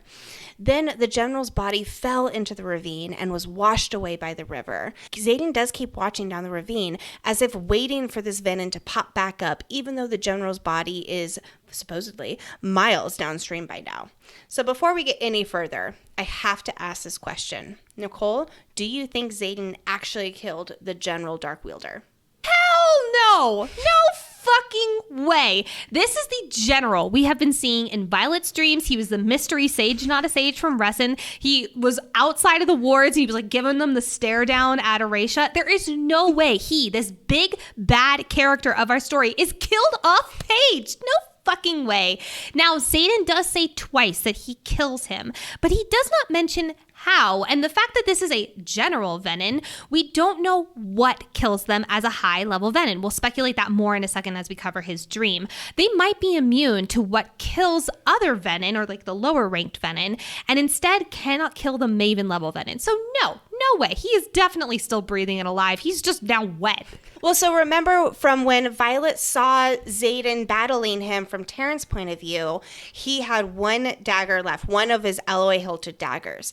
And so we can assume he still had that on him right before he reached. So that brings up the other thing here, which the only way that I can see this venom general being dead is because we have to remind ourselves Xaden had just channeled from the source. So it was a venom fighting a venom. And if one of those venom, Xaden, had an alloy hilted dagger, maybe he could actually kill him. But like you, I don't actually see it possible that the Dark Wielder died off page at Xaden's hand. Like, that would be a huge climactic moment there. And if he did die, then that must just be setting us up for an even bigger bad venom here, which, again, he said he was a general, but like this was... like there's no way he's dead. Like, I'm trying to play devil's advocate right now, and I am really struggling because I really and truly believe that he's still alive. Like, what if, here's an idea, what if the general was glad that Xaden turned and he let himself get away, knowing that this particular goal, at least, is complete and now his bigger plans can be underway. Of course, their goal was also to get to the Veil and to, dismantle the wards and all of that, but it was definitely also to turn Xaden, to turn him over to the dark side. Now that's got a little check mark next to it, so he can go back on his merry way and figure out plan B for the ward situation. Yes, 100%. He evil villain yeeted out of there, and he was just like, check, like, my things are done. My checklist is good for the day. I'm good to go rest and go Betty bye. Like, absolutely, that is what happened. Absolutely. Okay, back to Xaden. Oh boy, there's a lot of notable descriptions about his eyes in the sequence here. How he isn't looking at Violet, how he's closing his eyes. It's clearly preparing us readers and telling us, hey, focus on his eyes here. This is important. His gaze, it's flicking sideways at Violet, but then quickly leaves. Like, she's painful to look at. We can assume from his body language that he's deeply ashamed about the in-the-moment choice that he did make. I love this description of, quote, silence falls over us and not the comfortable kind. Every person knew exactly what that moment felt like. And it's just it's a perfectly written line. God damn it, Rebecca Yarros knows how to write. But I love also in this moment that she's telling him that Melgren wants them to come back to Besgaiath. And she says she throws this statement out there to get any kind of reaction from Xaden, because he's just like a ghost of a person staring at this river miles below. And Xaden is someone who does regularly look her in the eye, whether it's, as a stoic badass or like the wing leader, like let me stare you down, or like the passionate Xaden, he does regularly look her in the eye. He is not afraid to stare someone down. A vacant, I'm going to stare away from you, Xaden, is not one that we're used to. And it perfectly ramps up the anticipation for us as readers. We're supposed to feel unsettled, unnerved reading this in the moment and being like, oh my God, something's about to happen. But then discussing that Besgaiath is where they should be, within the wards. He says, quote, you won't be as scared under the full wards. Now, reading this at first, you think, oh, it's because, the venom attacks, they're scary, which they are. But on a reread, you realize that she won't be as scared of him and being around him when she's under the full wards. These types of lines make me think that he won't leave Violet in some kind of like, noble, I'm protecting you by staying away type of thing, which I'll discuss more later for that. But after reassuring himself that she loves him, which I think he did that not only for himself, as he knows that the truth is about to come out, but also for her, to get it to the top of her mind noggin and be like, hey, remember, you love me. I might have just done something real stupid, but remember, you love me. It's moments like this where Xaden, I do think that he might be a words of affirmation guy. I do think sometimes he's like, I just need her to tell me this. I just need her to tell me this and then I'll feel fine. But then he looks at her and she says in italics, no. And because this is in italics, I do believe she's saying it through their bond. Did you get that same? I agree that usually with italics it would be, but in this I thought it was more for emphasis because she's saying it's described as her screaming it in her own head. So true. I don't know. I mean, he could have heard it down Very the true. intrinsic bonders, especially since now his shadows are more powerful. Maybe his intrinsic bond is too. Yeah. But after this, we get the most gut-wrenching, honestly incredible paragraph I feel like I've personally ever read. And he says, quote, me, he whispers, a faint, almost indistinguishable red ring emanating from his gold-flecked onyx irises. You should be scared of me.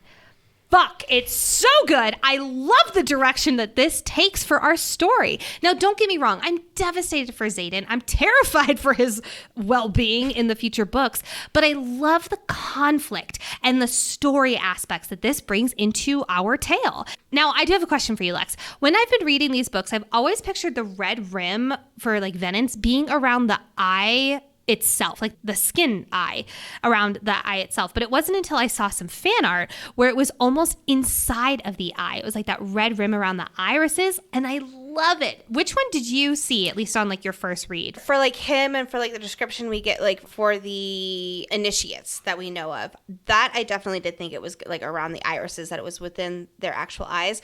But then for like the ASIMs, like it starts like spreading out, and that's where it starts getting more like red around their actual eyes versus just their irises. And I do think that around the irises, it's going to be far more difficult for people to actually notice. Like, hey, is he a Venom? I don't think that's going to happen Barlow. As much. Yeah. I mean, perfect example. Yes. And others, because as he says, they're among them, which we will get to in a few moments. God, I'm so afraid. But Lexi, it's time to switch POVs because that's all we get from Violet. We do not get to see her reaction other than just in italics. No. Oh, we'll get to that too. Boyfriend turning Venom. Jesus Christ. But we do go to Xaden's POV, and good Lord, there is so much here. We're going to talk about the famous epigraph at the very end because we want to stay focused on Xaden for now at least. So I want to start off with first.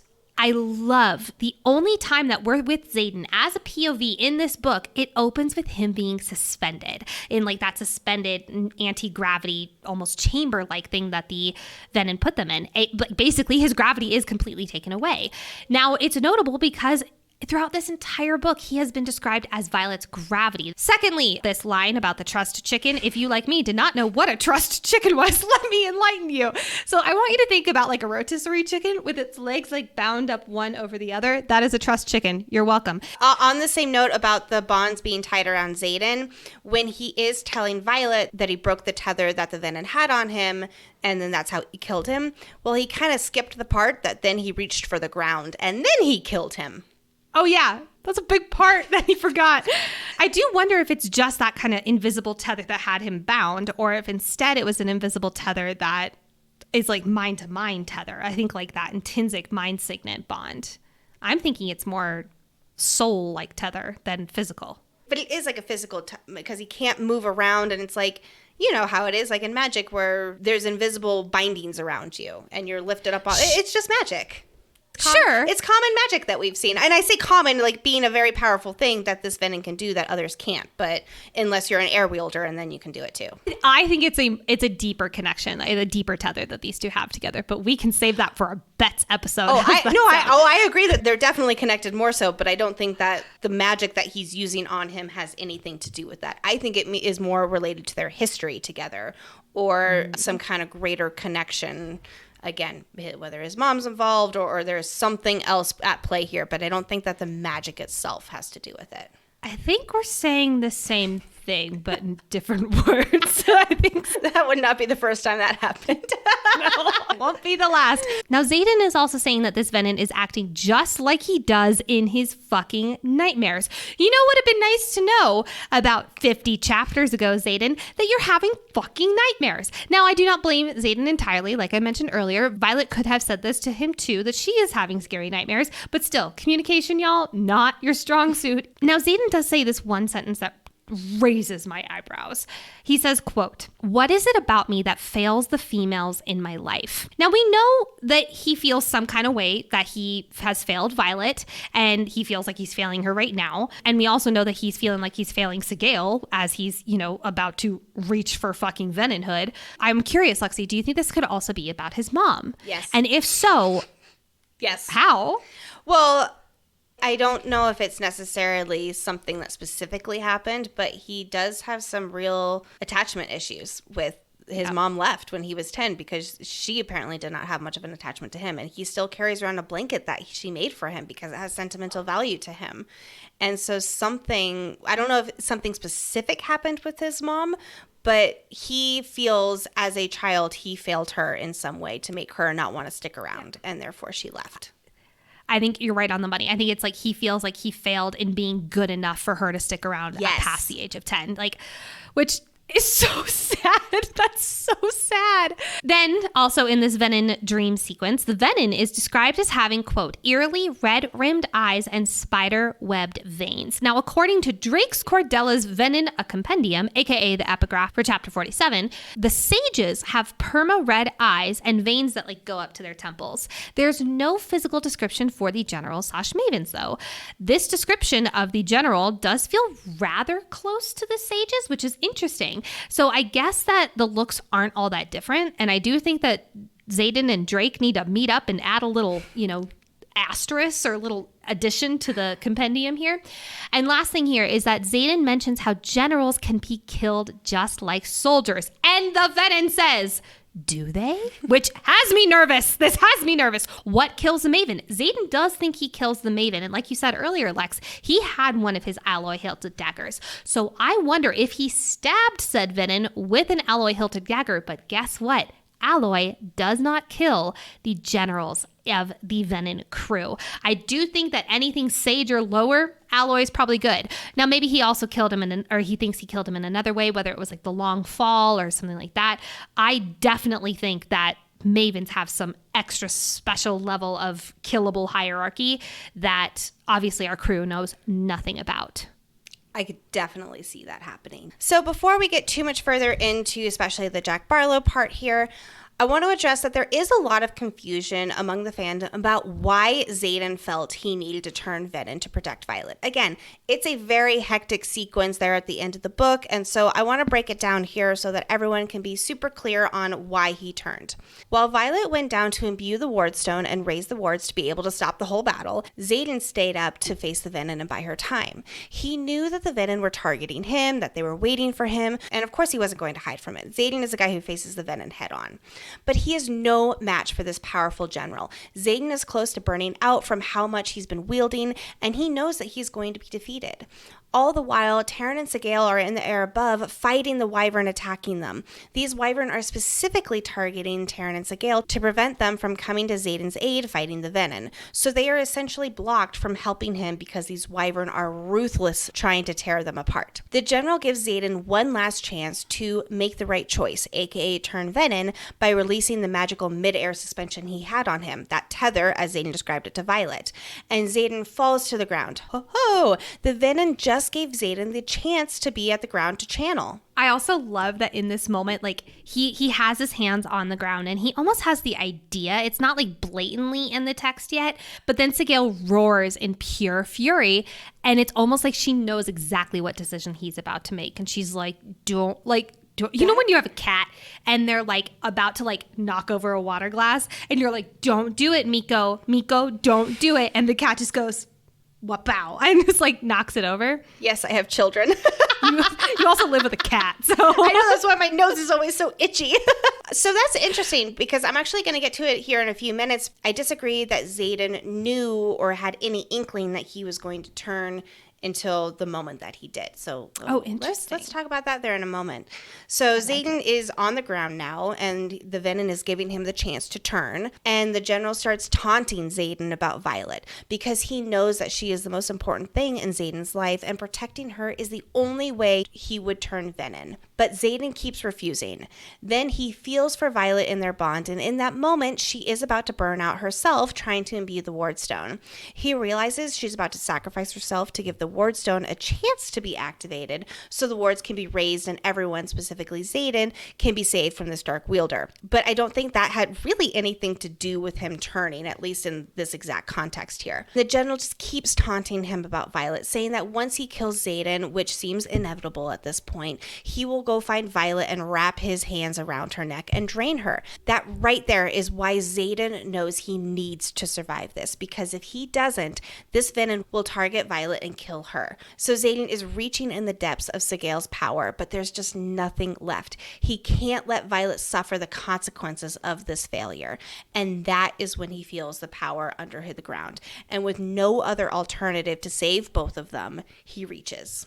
I love the description of Xaden feeling the power beneath his hands. Like he says, quote, "The slush beneath my palms melts and I feel there's something beneath me, a steady flow of unmistakable power." By the way, power is in italics in case we're doing an italics check. I love this moment. This moment also when Sigale begs him not to reach. She says, "I chose you." And Xaden says back, "But Violet chose me too." And in the final moments, he says he reaches. And it's just like, oh, God. And then he wakes up. It's like, Rebecca. So good. So going back to the conversation we just touched on a little while ago, I will start by saying that a lot of readers do believe that this reach was accidental. But the best way that I can describe it is this. He had no intention to reach for the Earth's magic. He even says as much to the general when Xaden says he would never turn. And I fully believe that he believed this, that he would never turn. But the moment that it mattered most, he was faced with a choice. Choice number one, reach for the source and gain the power he needed to fight and supposedly kill the general. Choice number two is die, knowing that the general was going to kill Violet afterward. And Xaden is looking at these two choices and realizes he does not actually have a choice. He has to do what he never wanted to do, never intended to do, and that is to reach to save Violet. I do agree with you that he never intended to do it until the moment where it happened. I do think that the reason Sigale roars earlier is because she sees it almost as a possibility. Yes. So I think that I wasn't very clear with that. But yes, Or we're saying the same thing without saying the same thing again. We're saying the same thing. How many minutes did that take us? I do think definitely that this was not an accident, however. Xaden's not someone who really does shit by accident. He is a very intentional dude, and he made a choice here, and he's going to pay for some of these choices next book. But I definitely think that he saw, like you're saying, Lex, he saw that his girl was going to die, and he said, well, I can either save her by doing this, or I can die and let her die as a result. So of course he chose this option. Yep. And there's also a lot of foreshadowing all throughout the book that he would do this, that he is capable of, if Violet's life is in danger, it does not matter what the cost is. He will protect her. And this is what ultimately happened. It was a lot of foreshadowing up to this moment. Now, quick note here, just before we finish up with any of the dream sequence, and again, before we get over to the Jack part here, there is a lot of questions floating around about whether Violet has been seeing Xaden's dreams all along, because once we get to his dream in his POV, it's eerily similar to Violet's. A lot of people do believe this. I'm personally leaning towards these are separate dreams, and it's part of how the Venom communicate with them. Xaden's dream was more of a flashback told in like a dreamlike state in order to show off the memory, and I have to wonder if it was done this way for just the flow of giving us vital information in the story's sequence. We also know for a fact that the Venom want both Xaden and Violet, so it's not surprising that the same Venom is in both of their dreams and essentially saying the same thing to both of them, making them very similar dreams here.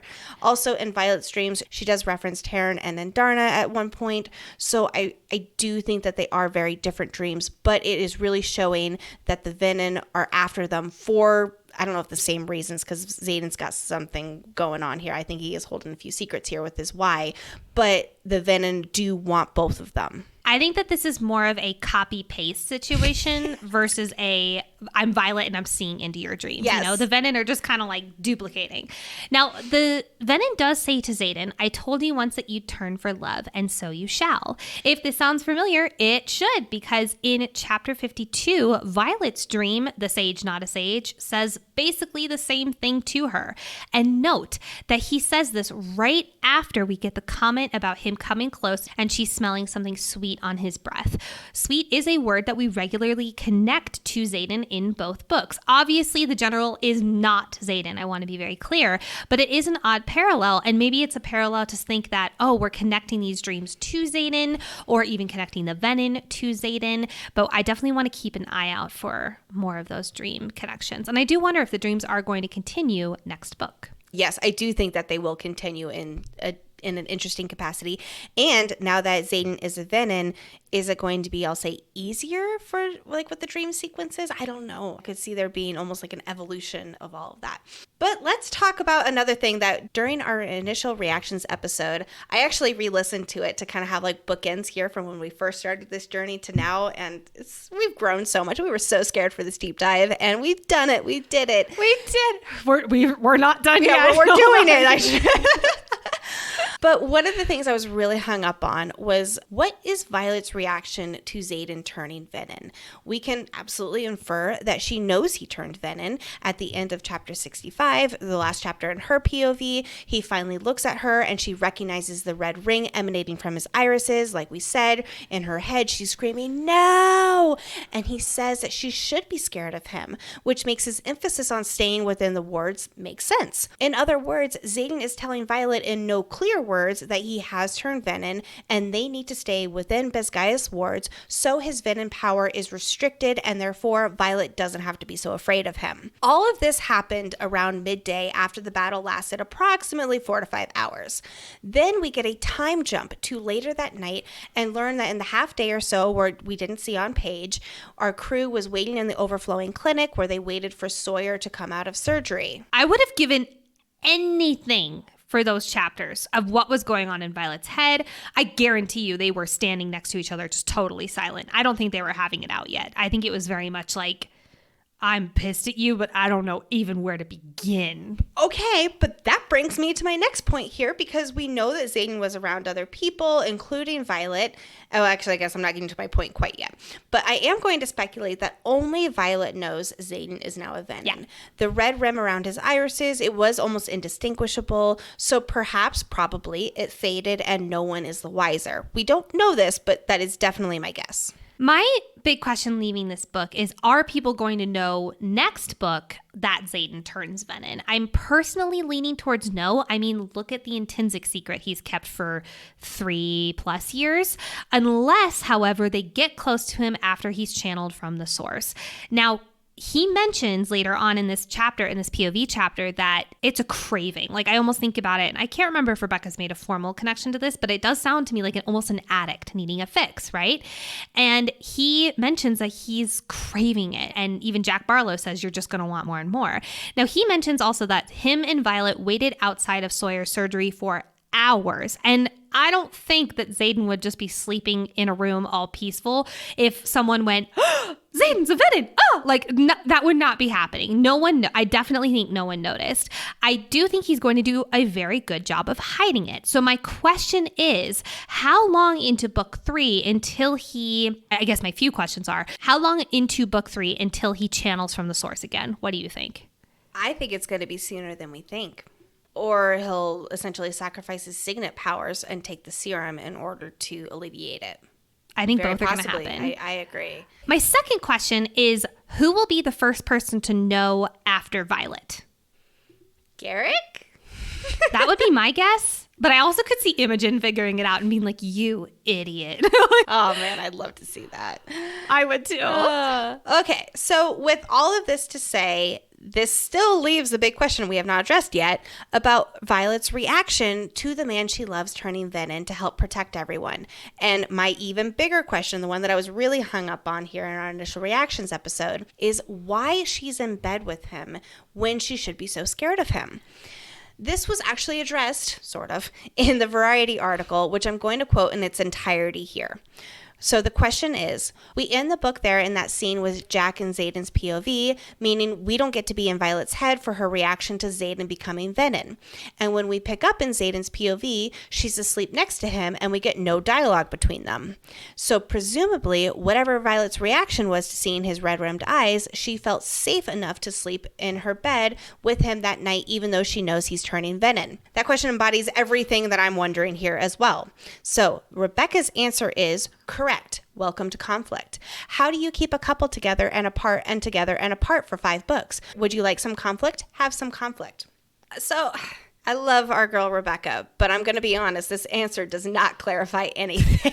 I think it's not supposed to. I think that was one of those moments where she was like, just wait until book 3, but I don't want to say book 3 one more time in this Variety article. And I do also love that it's together and apart for 5 books. Yes. That to me is all the confirmation that we need for us to be like, oh, we're in endgame territory. Yes. Yeah. But, okay, so yes, there will definitely be conflict as they try to figure out a cure. I'm still scratching my head how they're in bed together, though, after she knows that he's a Venin. So that was like me as a reader. So now I got to put like my analyst hat on and, you know, like think about it more of like a real character and the whole book and all of that kind of thing. There's actually a lot of foreshadowing throughout the book and specifically in the last 10 or so chapters that solidifies Violet's love. It's not fickle. They love each other and are determined to overcome all the odds, and that must include Xaden becoming a Venin. So in my first read of this book, again, I was really hung up on why Violet was in bed with Xaden, almost like this big bombshell didn't drop, and I was like, wait, did I have my timelines confused here? But now that we've done this deep dive and I recognize how much emphasis there is on them sticking through challenges together and how much foreshadowing there is for them to stay together, that their love is stronger and that they can overcome obstacles, I can see how she still trusts him. I can see how she still stays by his side, and I can see how she's sleeping next to him because technically Xaden's not suddenly a bad guy because he just turned Venin. Yet. I hated that. I hated that a lot. Well, and remember back in the sparring scene in chapter 58, Violet mentions that he could throw her world into upheaval or ruin her and she would still love him. Again, Violet, be careful what you fucking wish for. It's going to be put to the test here, definitely in book 3. I also want to point out that after 4 to 5 hours of war, after her burning out, draining herself to the dregs, she was exhausted. Her mother dying. So her mother dying. She was so tired. And I do think that this was one of those, look, I can't even begin to start talking to you about this right now. I am so fucking tired. I need to go to sleep. So I do also think that there's an element of she was like, I mean, even Xaden mentions she has like bruises under her eyes from, yes, losing her mother and the traumatic emotional trauma that experience does bring, but also from just pure exhaustion of burning out, basically. So I do think that also comes into play as to why she was so just like, look, I'll just sleep with you in bed next to you. Yeah. I do think that book 3 is going to open up with them having a conversation together, or it's going to open up immediately with her grappling with this information. Yes, I agree with that too. Now, Xaden does look over at Violet and he notices that she has tear tracks on her pillow. And while he says that she lost her mother today and she's suffering as a result, I do want to point out that Xaden, my guy, that is not the only reason she's fucking crying. I guarantee you. She's probably so overwhelmed with emotion. That is also a huge thing coming into play. But then he says, and I'm about to be the biggest cause of it. I fucking thought that this was him making the decision to sneak away in the dead of night and leave her because then she's more protected and da-da-da-da-da. I've talked about this multiple times and definitely in our reactions episode, but there is this pattern in books where typically the male character in a heterosexual relationship says something like, I'm not good enough for you and therefore you're better off without me, and then they leave. See Twilight for a prime example of this. And to be honest, I am really, really hoping that is not a pattern that is going to show up in this story. And for many reasons, I don't think it will be unless new things come into play that drive a wedge between these two in book 3. But the main reason I don't think that this pattern will come into play is because Xaden is morally gray through and through. He reached for the source because he wanted Violet to live and for them to be together. Like I mentioned in the sparring scene just a second ago, he also brings up that he needs to know that she will be there to fight for them no matter what. Him just peacing out Squirrel Scout would be a really big 180 if he just decided to like yeet out of the relationship after all of what they've done in the second half of book 2. Now, while I do feel like this is a tease for this type of pattern, it is Rebecca Yarros, and one of the things she does best is break our hearts, so I don't think it's out of the question, but I am leaning towards we are safe from this book trope in book 3 and beyond. What are your thoughts, Lex? It would be quite a 180 from his character. And he's also willing to do anything to keep Violet safe. So I do think that if for any reason she has to go beyond the wards, that he would probably not want to be in the same vicinity as her. But I don't know. Like, I could see him doing that. I don't want him to, but this might be a bet that we have to place where he does for the good of for the good of them, for the good of her. We might need to do a bet on that. I know, right? I don't want it either. Edward but Cullen of you. Oh my God. Oh, I hope not. Now, as Xaden is leaving to go visit good old Jack fucking Barlow, he whispers to Violet that he loves her just because he can. This mirrors Violet saying those exact words from both Fourth Wing when she and Xaden are hooking up in the lake before the Griffin Flyers come in, and in Iron Flame Part 2 when she is about to head to Rune's class, she kisses him just because she can. I love those little mirrors and how they think very similarly as their relationship grows and it dies, I'm sure, as this happens.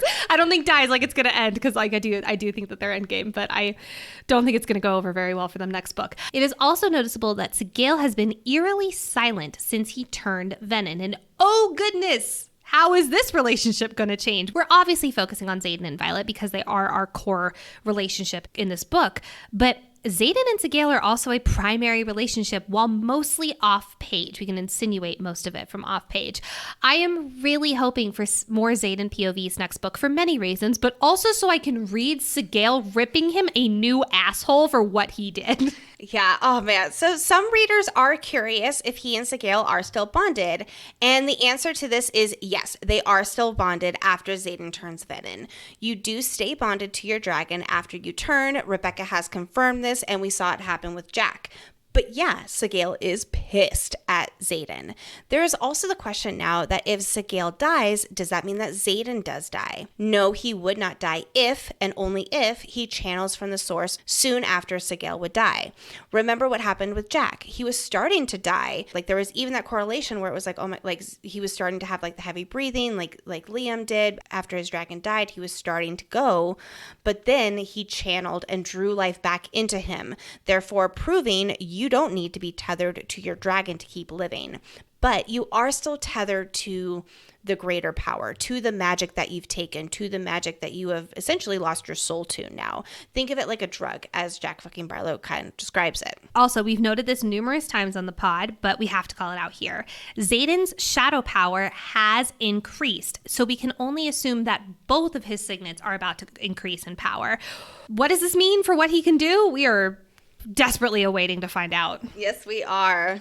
But then we meet up with Jack fucking Barlow. And how poetic is it that he is in the same cell as Violet was when she was back in her torture sequence? We learn from Jack fucking Barlow that he has been getting dosed by, for what we gather, the same serum that our crew and Violet were drugged with basically all of part 1. Now, Jack fucking Barlow also mentions that there's no cure for what they are. This is the second time in this chapter, other than the epigraph, which we're going to talk about in just a second, where we get a line that literally says, there is no cure. Now, this could be foreshadowing that we and crew do find a cure for our dear Xaden. This could also be priming us readers to get real comfortable with Venin Xaden and that there is no turning back. What do you think, Lex? I'm going to be optimistic and say that yes, it is foreshadowing that there will be a cure. But like most things, it won't be a linear solution. I believe that Violet and Andarna will play a vital role in his, I'll say, soul being mended there. But it's not really mending his soul. I mean, yes, because he did sacrifice it for becoming a Venin, but Xaden still has a heart. He still has a soul, I would feel. I bet in book 3 he'll be battling his inner Venin, which is pulled towards that power and like the dark side and that addiction there. and the soul that he still has, which is his love for Violet and all that he has stood for. I did just think too, like the longer he's been in, like maybe like the less soul he gets, and so like that could complicate his feelings towards Violet too. So I do think that next book we are going to get a lot more Xaden POV, because we are going to be seeing from his inner self how he is grappling with this loss of soul, or this losing of the soul. Yes. So I do think that next book we are going to get more of a dual POV, possibly, Maybe. Hopefully. Well, what does this all mean for Sigale too? I think we're going to get Sigale ripping him a new asshole in his first POV. But what if, like, he not necessarily tries to control her, but, like, there is something up between a dragon who is bonded to a venin? Lex, I want you to picture this with me real quick. Okay. What if the first Xaden POV chapter, assuming that we get one early on in the books, he is going up to Sigale and they're having their whole, like, let's have it out, and she huffs at him and he mentions how her breath smells bad. What if that fucking happens? That's canon in my head now. Oh my gosh, I think you're right. You're welcome. That'll keep me up at night for a year. We've mentioned this several times here, but I want to really zone in on it here for a moment. Becoming a venin represents being an addict. As Jack says, you can never give back what's taken. You'll only hunger for more.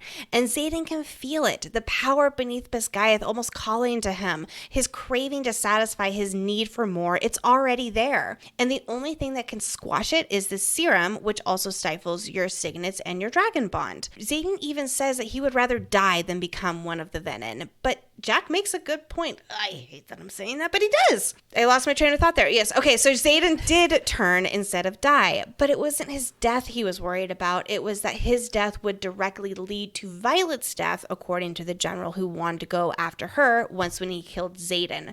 So again, Xaden would rather die than turn venin, but he would rather turn venin than have Violet die. And then we need to talk about the last two lines of this incredible book. I think we can both agree this book is chef's kiss. And I'm quoting the whole damn thing, Lex. Quote, Jax fucking Barlow says, all of this time, you've been convincing everyone that you're the hero, and now you'll be the villain, especially in her story. Welcome to our fucked up family. Guess we're brothers now.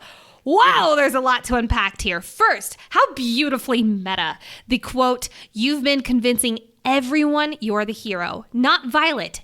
Everyone. I love it because, yes, us readers, yes, we know that he's morally gray. However, we do believe that, you know, on some level, at least I did, that, you know, Xaden is one of the heroes in our story. And I love this gorgeous line. And then he says, and now you'll be the villain, especially in her story. This is absolutely perfectly teeing us up for book 3 and the conflict that Xaden and Violet will have.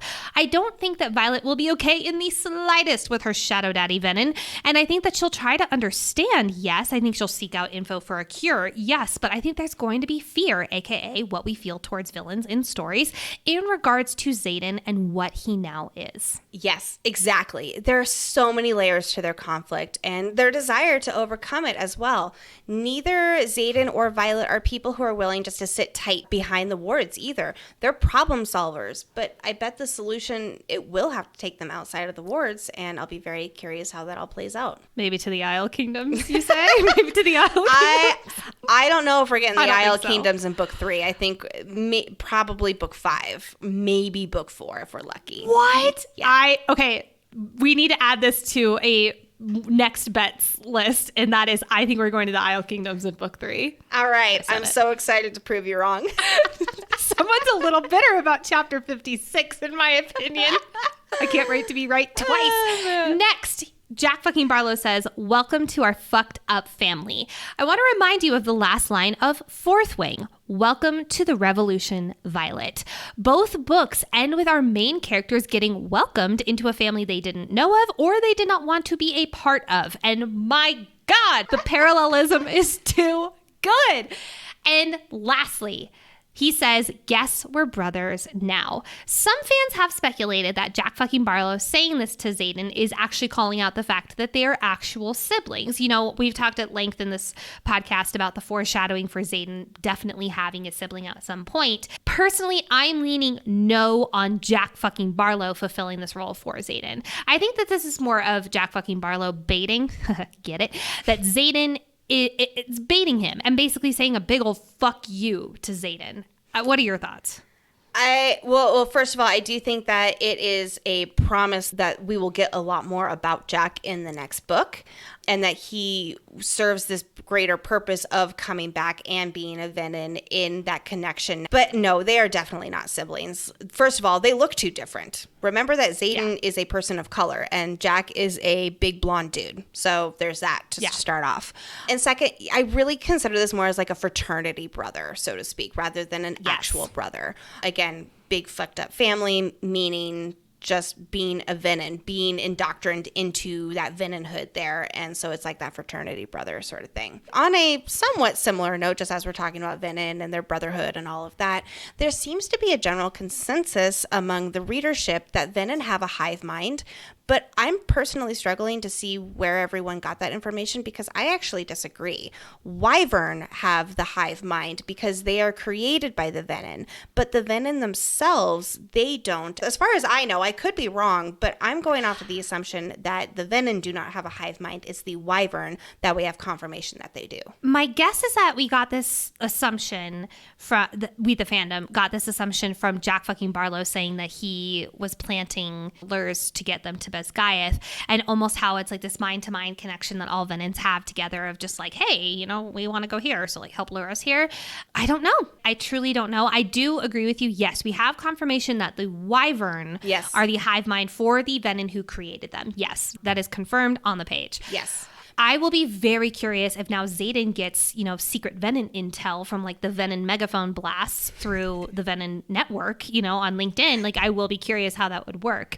And if that would make Xaden too OP, too all powerful. So I personally do not think, especially the lower level Venin, would have such a great connection to, let's say, General Maven Venin. That seems too convenient. I have so many thoughts about the whole way that they communicate and all of that. But I think that the Venin are on some level their own people. They're very corrupted, and yes, they have like their hierarchy and all of that kind of stuff, and they're power hungry, and there's like that almost like that attic feel to it again. But that doesn't mean that they have a hive mind. I will only be able to think of Venin in terms of frat parties now, so thank you very much. Well, so I did pull one quote here that I think is where people did get this idea from. It's from when they're on the cliffs of Draylor and the first Oresian hatchlings are hatched. And Brennan says, Venin share a collective conscience with the wyvern they create. So again, that is the collective conscience is with the wyvern that they create, not with the Venin altogether themselves. Yeah. So just wanted to clear that up, or at least as far as we know, that's our assumption. But don't think we've forgotten about the final epigraph, because wow, there's a lot to unpack here too. This one is so important that I'm just going to read the whole thing. It's a missive from Lieutenant Colonel Nolan Colbersey to General Lilith Sorengale, and it says, "We have tried every method we know of as you requested. There is no cure. There is only control." Whoa! We learned so much and have so many questions from these few lines. So we learn Besgaiath has been experimenting on Venin and trying to find a cure for an unknown amount of time. This missive was written when Colonel Nolan was a lower rank. Lieutenant Colonel is the next one down. Nolan is also elderly and is like 85 years old. Actually, he was 84 in Fourth Wing, so it's a year later, so he is actually 85. Because he's older, it's very possible he was promoted to colonel some years ago and not recently. He hasn't really seen action in a long time, is what I'm trying to say. Now, some people have clarified that lieutenant colonels are sometimes called colonel as an abbreviation, and Rebecca Yarros, being a military wife, knows that. I absolutely hear that, though have to say that would be very confusing in the context of the story, so I'm going to lean that is not the case in this situation here. The one time he is referred to as a colonel, it is Markham making the announcement about how Colonel Nolan has pulled off a big achievement and mended Jack.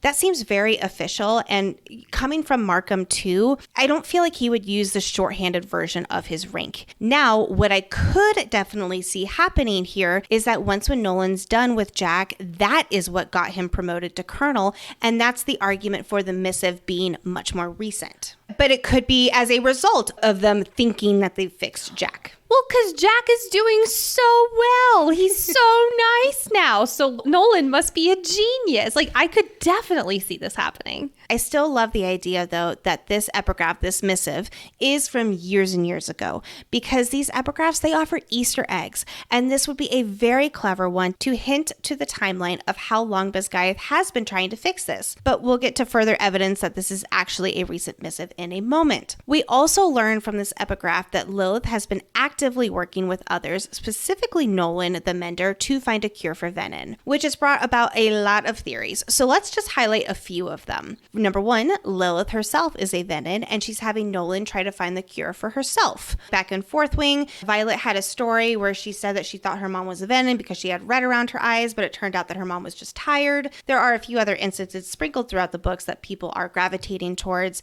that Lilith herself is a venin. On this same note, there is a very popular theory that Violet is part venin. Something along the lines of, and the theories do vary in details, but along the lines of Lilith fighting a venin while she was pregnant with Violet, and the reason she fell so ill is because she got stabbed with a poisonous dagger, or the venin wielded magic into her, or even going back to the first possibility that Lilith reached, became a venin, and that affected Violet then in the womb. Here's one thing I will say in regards to Lilith being a venin. If she was a venin, I don't think her death would have worked out the way that it did. She purposefully uses Sloane to siphon. If she was already a venin, she would have just channeled from the ground to imbue the stone, I think. That at least makes more sense in my brain. I love this idea that a venin like grabbed Lilith or something when she was pregnant and drained her, and as a result drained Violet as well. Now that might mean Violet's some kind of weird hybrid venin. That might mean she has venin like powers, and we just,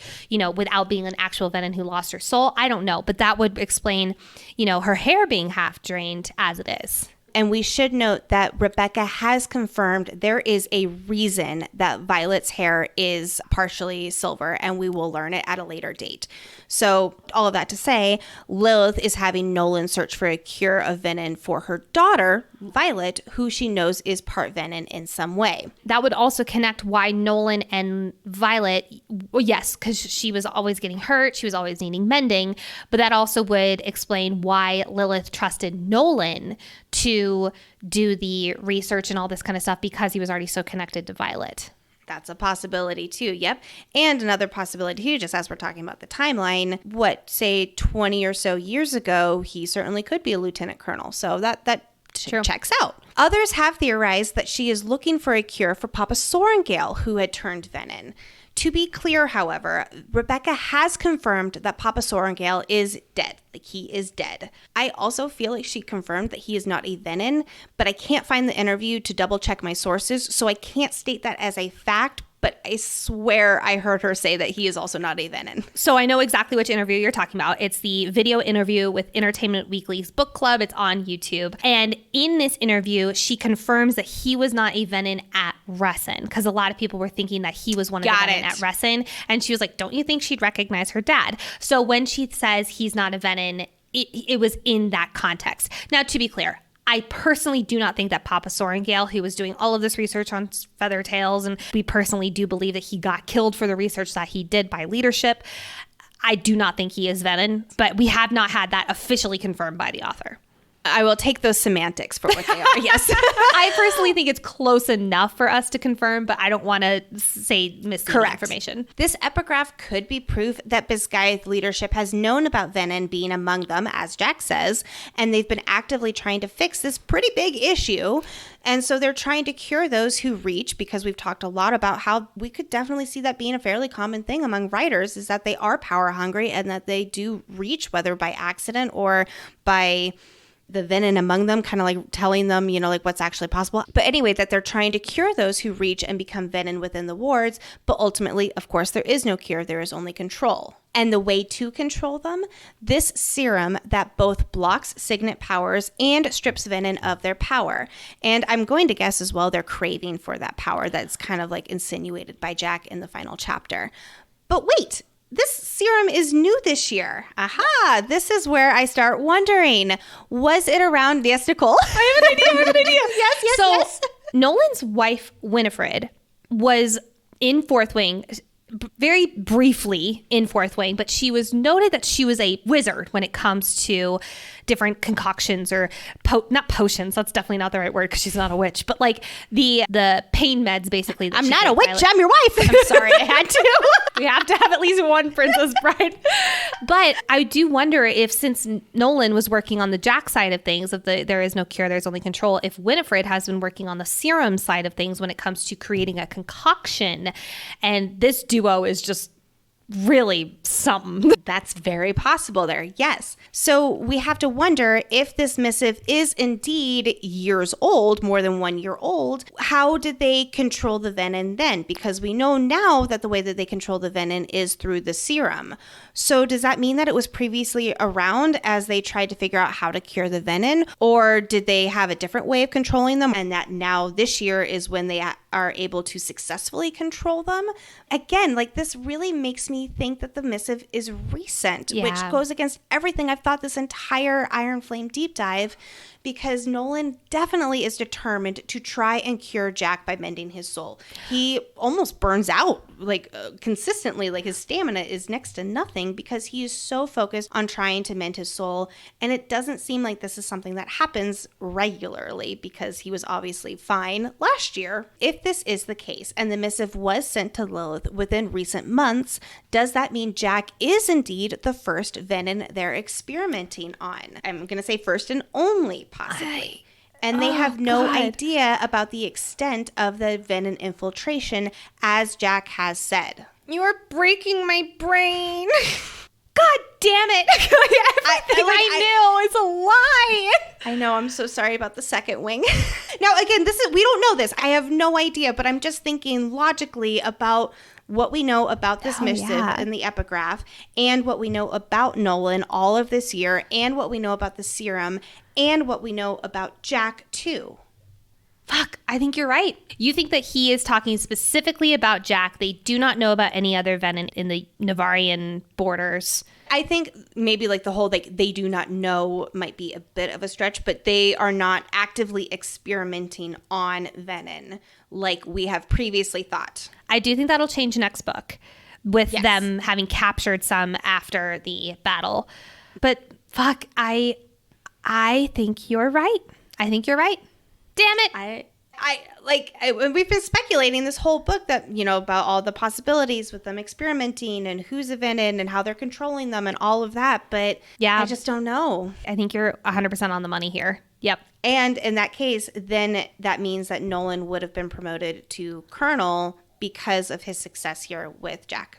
Or he was just addressed informally, which I do agree. I doubt that. But if it was this recent, possibly. I could absolutely see Nolan getting promoted because of Jack's doing so well. He's so nice now. You cured his soul. Huzzah. Like, I could totally see that. But I also love the idea of it being an Easter egg that it was much earlier on, and that means that, therefore, this has been an ongoing thing. Well, I was going to say, this is not the only exchange that they've had about this, clearly. So maybe this is just the most recent exchange they've had about this. And they've actually been writing for years now in regards to another, maybe it's Violet, maybe it was someone else. Like, they've been in regards to someone else. And this is now a new level with Jack. So it's not necessarily either or. It can be both and. All right. I think are we both in the same camp that it is both and, but this missive was recent about Jack? Are you in just it was recent and about Jack? Yes, I'm going to go with it was recent and about Jack, specifically because of how focused Nolan is on trying to find the cure for Jack. The thing that turned me in this argument that you just posed is the fact that Nolan wasn't burnt out prior to this. Like, he was hunky-dory, sprightly even last book.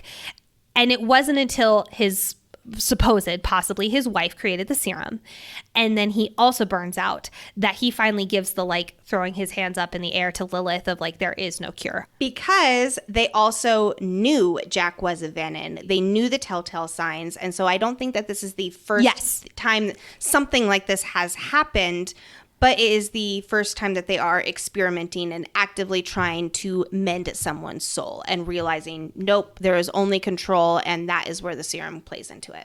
I hope Nolan... He's not going to survive next I book. mean, I Ben and like Zayden's going to have that. Ben and Zayden's going to have a field day tearing him apart, fingernail by fingernail. Delicious. Before we close out our Dawn Our Signets part of this final chapter stretch of Iron Flame, that made me so sad to say. Oh, so sad. We do have our gravity count. So like I mentioned earlier in this section, Violet has a that's gravity, right? moment in relation to Xaden being alive. But in hindsight, we know that he's alive, but yes, definitely a venom. Hence the right.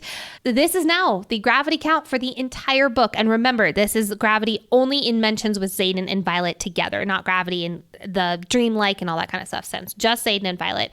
8 total mentions, and this is the only one that has a question mark, which is deeply concerning. I'm really wondering if her second signet has something to do with gravity. I have no idea. We have that episode next week, and I'm terrified. I have no idea what her second signet is. Like, I am really not in any one particular camp. I'm not feeling particularly strong towards any of them. I feel like I'm very argumentative against most of them. And like, not trying to be like a pessimist, but just like logically. And but that's part of the fun. Is like, I have no idea. Luckily, we know there is one. So luckily, it's confirmed there is one. I will be curious next episode as we lay out all of the options, as we go through the pros and cons and the examples for each of them. It will be very interesting if we do find ourselves on a certain signet side. I do vote that by the end of that episode, you and I do a hierarchy of this is our first choice or first guess, second choice / guess, and third guess. Okay, we will do that. We will Cool. do our top 3 signet possibilities for each of us. I love it. We'll do that at the end of the episode. That's called foreshadowing, which, speaking of which, listeners, we have the foreshadowing section of this episode. There's not a lot because it's the end of the book, and this is all speculation, actually. So. And Darna's info download comes with Violet saying, I want you to tell me everything. But she also laments that her friends are dying. So they don't really have time for everything. So just give me like the Cliff Notes version right now. So this, I really do believe, is foreshadowing and a promise to us readers for a major Andarna download, hopefully early in book 3. Like, thinking about it, I don't know how that would go for storytelling purposes. Like, we still get like a little bit more sprinkled in. So I'm going to call it with a big Andarna download. It's kind of like the Brennan download that we got at the beginning of this book. Exactly. Where it's like, okay, that scratched my itch, but that did not fix the whole problem. And that is what this is going to be too. Because where's the fun in that? Brennan's download was a download-et. It was not even a download. It was a download-et. It's a download that can fit in an email. If Andarna's fucking download could have been an email, I will riot. Lilith mentions to Arik, aka Cam, that his father has been looking for him. And I do wonder if we're going to get more King Tari and Arik in next book. And if so, will the others find out who Arik is as a result? I just really want to read about how Sloane's eyes get really wide, like at that realization that her dear friend is the son of the man the king who had her whole family executed, and all, not her whole family, but her parents executed. But side note, do you think Sloane and Arik have already hooked up? Because we know how incestuous the Writer's Quadrant is, and I gotta wonder. They're like brother and sister in my mind, and that was just ick. It just gave me the ick. But I want to probably Arik, like, geez, yeah. Blue club tail, yeah. Oh my god, oh my gosh, yeah, that's like when the guy pulls up like in a really awesome car, like for your first date or something, and it's like, yes. And you're on like your cherry red moped, or strawberry red moped. I've never been in that situation in my entire life. Oh my God. Okay, last foreshadowing moment. Violet saying to Taryn that she's reaching the final stages of burnout. And she says, you shouldn't have to lose 2 riders this way. Also, right after she talks about it, she understands why people would pull from the earth and thus turn Venin. If Naolan is in fact Venin because he resurrected Brennan and almost burned out as a result, boy, oh boy, would this be poetic, because not only did Taryn almost lose 2 riders in the same way of reaching burnout, but she also considered channeling from the source. It is time to step into the archives one last time before we take a long archives break, where each episode, Lexi educates us all on a prominent world-building topic from each stretch of chapters. And I should be clear, we're still doing archives section in our ACOTAR deep dives. It's just going to be called something different. Again, that's called foreshadowing/teasing, friends. Today's archives topic is a culmination of other discussions we've all had, and it's also a highly recommended one. I've been asking our listeners, like, what do you want these last few archives to be? And this is one of the top options. So here goes. It's the historical timeline of continent events. And I will say that I had some help from the Empyrean wiki for this one, because thankfully it already had the basic timeline for this foundation for today's archives. And I can't tell you how helpful that was for this really big episode. All right. So first of all, we're going to use AU and BU for this timeline. AU means after unification and BU means before unification. So here goes. 17 BU, before the Great War, before unification, all of that. And Darna's egg is laid. We don't know when she was left behind by the other dragons in her den, but we can assume the reason was for activating the wards. So now we have the Great War, which happens after that. It's actually unknown exactly when this happened in BU. It was fought over 6 centuries ago, and it ended with the unification of Navarre. So the war was the first 6, their forces and allies, versus the enemy General Daramore and his forces. Yes, the allies were the Isle Kingdoms. So we can guess that this was about 1 to 2 BU. Now, lesson 1 BU, right before unification, a specific battle that was pivotal to winning the Great War was the Battle of Genfar. I'm so sorry, I can't pronounce that correctly. This battle was one of the final battles where dragons and griffins fought side by side together against the army of the barons. Now, in response to the Great War, dragons claimed the western lands, which would become known as Navarre, griffins the central ones, aka Poromiel, and everyone abandoned the barons because the venom sucked it dry of life. So, all right, cool. The Great War was right before unification, so now let's move into 1AU. 1AU is, of course, the unification of Navarre. The provinces of Lucerys, Moraine, Elsum, Deaconshire, Tyrrendor, and Chaldeer, they all unify to collectively become the Kingdom of Navarre. These 6 provinces united under the first wards activating. This included unifying under one common language, which originated from Chaldeer. Not by coincidence, Chaldeer is also the capital of Navarre and where the king resides. The provinces' individual cultures, they were lost. They were essentially forgotten over the generations, because part of all unifying together means you also create a big melting pot of one big culture. Tyrrendor was notably the last to swear fealty. I wish I had a date on that, but I don't. So between 1 and 2 AU, it was the migration of the first year. Remember that Navarre allotted 1 year to open its borders and allowed those in what is now Poromiel to live within the protection of the wards. But they were serious about that 1 year. Afterward, any Poromelian that attempted to cross the borders and get under the ward's protection was turned away.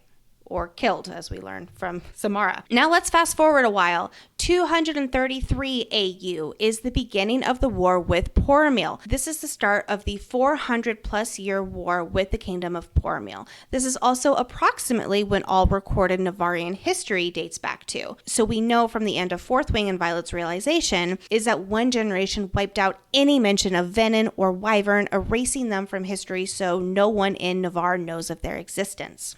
In 328 AU is the second Signet incursion. What the heck is that, you ask? It was a 4-day skirmish that resulted in Signisen being absorbed into the Kingdom of Poromiel. So Poromiel had previously been the 2 provinces, and after this, then it became all 3. And then before 434 AU, we have the Trade Agreement of Ressen. It was signed more than 200 years ago from the events of our story. The Trade Agreement of Ressen is the exchange of meat and lumber from Navarre for the cloth and agriculture within Poromiel. This trade happens 4 times a year at the Athbane outpost on the border of Krovla and Tirandor. And then around that same year in 434 AU, we have the Second Krovlan Uprising. We know this was also roughly 200 years before Iron Flame's events. Commanding generals of the Riders and commanding general of the army, they used to be separate positions prior to the uprising. Afterward, the commander of the Riders began commanding all of Navarre's military forces. So they also commanded the scribes, the infantry, and the healers as well, all under Navarre's military. Let's fast forward a few more centuries. We have in 627 AU, it's the beginning of the Tears Rebellion. This rebellion was, of course, led by Fen Ryerson, the head of Orisha and Tirandor. Approximately a year later, on July 1st, 628 AU, we have the Battle of Orisha, the infamous battle here, which led to the end of the Tears Rebellion, which led to Reunification Day. The Battle of Orisha was the final battle where Navarre defeated Tirandor and officially ended the rebellion. Brennan is killed, and resurrected during the battle, and Fen Ryerson was captured by General Sorengale, and an unknown amount of time later, I'm just going to throw out a guess that it's about 2 weeks later, the heads of Tirish noble homes who led the rebellion, they were all executed in Caldera, and this included, of course, Fen Ryerson. July 1st was proclaimed Reunification Day and is celebrated throughout Navarre every single year. It's a day to honor the lives lost during the war to save the kingdom from the rebels. That's how it all goes with historical events. I'm going to also pull out just another timeline here that's a lot shorter, but it relates to our characters and our story. So in 618 AU, Violet meets Dane. Yay! In 621 AU, Xaden's mother leaves. Womp womp. In 627 AU, Mira joins the Riders Quadrant, and Brennan has graduated and becomes a lieutenant. In 628 AU, Violet, who's 14, she last sees Brennan prior to the Battle of Orisha, which is going to be on July 1st to 628. Mira is 21 at this time, and she is in her second year at Biscayath. In the summer of 628, Xaden and the other marked ones are sent to foster homes with the aristocratic families who stayed loyal to Navarre. We know not all of them were actually loyal to Navarre, but at least there was that front that was put on. We talked about that in a previous episode. And then approximately in 629 AU, a year later, Papa Sorengale begins having heart problems. And then in 630 or 631, Papa Sorengale dies. Violet is between 17 and 18 at this time. Mira is somewhere in the neighborhood of 23 or 24. And then in the same year is when Undarna hatches because it's after Violet turns 18. 631 AU is when Xaden enters the Riders Quadrant. And 2 years later, is when the events of our story began, Fourth Wing. In 633 AU, soon before our story begins in Fourth Wing, in the beginning of that year in January or February, Violet begins training with Major Gilstead for the Riders Quadrant under her mother's orders instead of continuing to train with Markham for the scribehood. And then in mid-July, it is Violet's conscription day and the beginning of our story here. And don't worry, I am not going to keep going with the events of our story because today's episode is already really long and you all know what happens. You can listen to Nicole's battle briefs.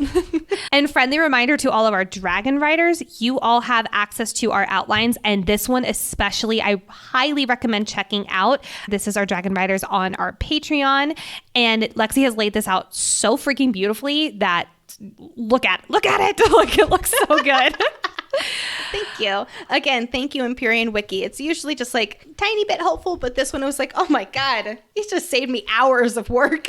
That is one thing I'm looking forward to in the Prithian world, because we have so much on the internet source material that we did not have with Fourth Wing when we first started this podcast. It's wonderful because it's like good and bad, because it's like when we do these outlines, we don't want to miss anything. No. And there's just too much out there to possibly include even like it's going to be like an iceberg where it's like what we're talking about and then it's like all the other stuff underneath. So that'll be that challenge instead. Oh, I can't wait. Let us finish this episode by taking flight with our favorite moments. Oh, I'm getting so sentimental. This is a sentence that just rips me open from the inside out. Violet says to Undarna, your scales aren't really black. And Undarna says, but he is. And I want so badly to be just like him. Oh, we love you, Taryn. You girl dad, you.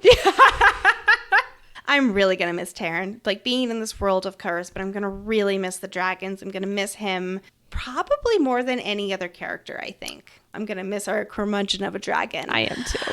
When Andarna says to Violet, "You are as unique as I am. We want the same things." They truly are so similar, so different from the others, and so unique. This strengthens their already beautiful bond, and I think it really continues to set up Violet and Andarna's relationship to be more front and center in future books.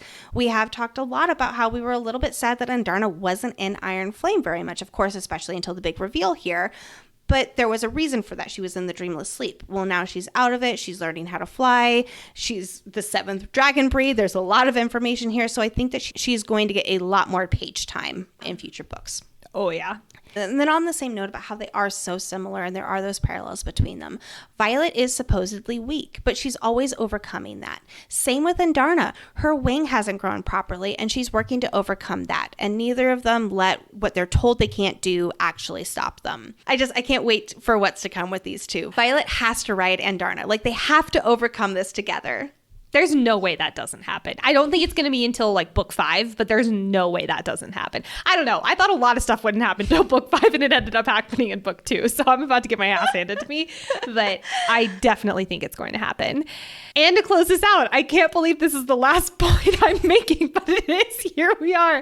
In Xaden's POV, he says, quote, "Satisfaction courses through me in a high better than Churum." Friendly reminder for those of you who don't remember, Churum is basically the equivalent of marijuana in this world. And there was a question in the video interview with Rebecca Yarros on Entertainment Weekly, and someone asked if Xaden is going to just smoke a bunch of Churum next book to make his eyes red and to also take the edge off of him needing to take from the source. And I think that's fucking hilarious. Wait, I need to know what Rebecca said and answered. What did she say? I think it was during her like pass or maybe or like whatever. And I think she said pass. So that to me was a confirmation that it's going to happen. I love how out of all of our social media posts, out of everything we've ever posted, the only thing that has ever been taken down was TikTok taking down our Snoop Dogg meme because it was in reference to drugs. But the vibrators were fine. Oh man, it's funny what you pick up there, TikTok. Anyway, that's a wrap. That is a wrap, friends, on our Iron Flame book deep dive. But don't worry, we have one more Iron Flame episode for you, which is coming out next week, next Monday, before we transition to A Court of Thorns and Roses. Next Monday, February 19th, we are dropping our final Iron Flame episode. It'll cover Violet's second signet possibilities. Nicole and I are going to do our top 3 Violet second signet rankings. And then, friends, that is when we are officially moving on to A Court of Thorns and Roses. We're kicking it off with chapters 1 through 5 on Monday, February 26th. Now, a friendly reminder, we've had this question a lot, that when we start our ACOTAR coverage, we will have spoilers for the whole series from the first episode. There are 5 ACOTAR books, kind of 4.5. One of them is a novella. You'll get through it really fast. It doesn't matter that much. We will not be pulling much from that. Yeah, it's like a Christmas special. Don't worry about that one. You know how our deep dives go. It's just that much better when we can freely talk about the entire series, and ACOTAR is no exception. However, don't worry if you haven't read Sarah J. Maas's other series, including Throne of Glass or Crescent City. Our ACOTAR deep dives will be spoiler-free of those series, except for an occasional Maasverse section at the end of some, only the applicable episodes, where we promise to give a major spoiler warning for anyone who hasn't finished the other series so that you can finish off your part of the episode, and then anyone who has finished the other series, they can listen for those last 15 or so minutes where we do include other parts of the Maasverse. Last little note on our ACOTAR coverage here coming up, we are releasing our ACOTAR intro episode on February 22nd, where we'll discuss in detail how the format and spoilers will work. I know it was a little bit confusing how I was just saying all of that. So you know exactly what to expect heading into it. I've just got chills hearing you talk about ACOTAR. I cannot believe we made it. Wow. Here we are. Remember when we were talking about this and mapping it out in September, and it was just like, wow. This felt like Oh, man. It was a different And you know what? lifetime ago. Literally, like our lives have changed so much. I'm so exciting. But also a reminder that we will absolutely cover Empyrean Book 3 when it releases, and we will be producing more content with predictions, some teaser analysis, just like we did in the lead up to Iron Flame. And we will definitely do more before the book is released as we all get really excited and really hyped up for Book 3 whenever that does come out. Whenever. We're all waiting with bated breath, friends. Thank you, as always, to our executive producer, Hayden, aka our sanity manager. We love ya. And if you want more Fantasy Fangirls content and community, please go ahead, join the Patreon party. We are thrilled to now be eligible for annual memberships. So if you know you're sticking around through ACOTAR, become an annual Patreon member and get a few months for free. You know the drill, friends. If you aren't following us on TikTok or Instagram, what are you doing? Give us a follow at Fantasy Fangirls Pod. We have our February calendar so you can understand everything that I just said with all those dates. We will definitely be sharing a little bit more Empyrean coverage as we transition over to ACOTAR. We will share some of those like teasers whenever Rebecca Yarros drops anything. So if you want more Empyrean content, we will have a little bit more, but we will definitely be moving into ACOTAR very, very soon. We got ACOTAR memes for days, friends, let me tell you. Please do not forget to rate and review this podcast. This is one of the reasons this podcast has grown so quickly, so fast, is because you all have taken the 3 seconds that it does take to hit that 5-star button on whatever podcast platform you are listening on. If, however, you're watching on YouTube, you can hit the like and subscribe button on this video. It is so helpful for us for getting the word out there for more people, to having new people find the show. We can't believe how many people find the show on a weekly basis for the first time. It makes us so happy. And speaking of which, last but not least, share this episode with your fellow friends who are also emotionally destroyed by Iron Flame, and they now want some completion. And they're like, I didn't want to start a podcast that's not complete, just like the book that was not complete. And I was You can now send them this entire podcast, which is now, at least for the time being, complete with the Empyrean deep dives. But don't forget, we do have Violet's second Signet next week. All right. We love you all so much. I just can't say that enough. Like, I don't even want to get off the air right now because I'm just so happy and I love you all so much. But we have to at some point. Poor Nicole in editing this episode. I feel for you, for all of you listening. If you're still listening to me right now, you are a real true fan and I love you so much. I just want to say really quickly, and I'll do my farewell letter next week, but thank you so much to every single one of you who have made Lexi and I's lives do a complete 180 in the best way possible that we never even imagined, thanks to these magical worlds that we love and cherish so deeply. And just, you all have changed our lives and made our dreams come true. And we have no idea how to thank you other than to continue making content for the rest of our days. Yes. We love you, friends. We'll see you next week. Mwah! Bye. Merch. We're off to a good start. Daddy. With not our daddy. Hold on. I knew that this was a general. I am in the middle of battle brief, ma'am. Just say. But for next point, I'm gonna murder your cursor. Sorry. Get it out of the way. We like each other, we promise. What am I saying? There was something I wanted to say. I was gonna be like, did you freeze? This is a eulogy feisty today. We are feisty today. I mean, I can write a eulogy for her if you really want me to. No, you're doing a great job. There's no eulogy needed. I love you. I love you too. I'm sorry I got feisty. Pure furry. I'm losing it. On July 1st, 228. Sorry, there's so many numbers. That's good. You're doing great. Oh my God, we're getting loopy after 26,000 hours of recording this podcast.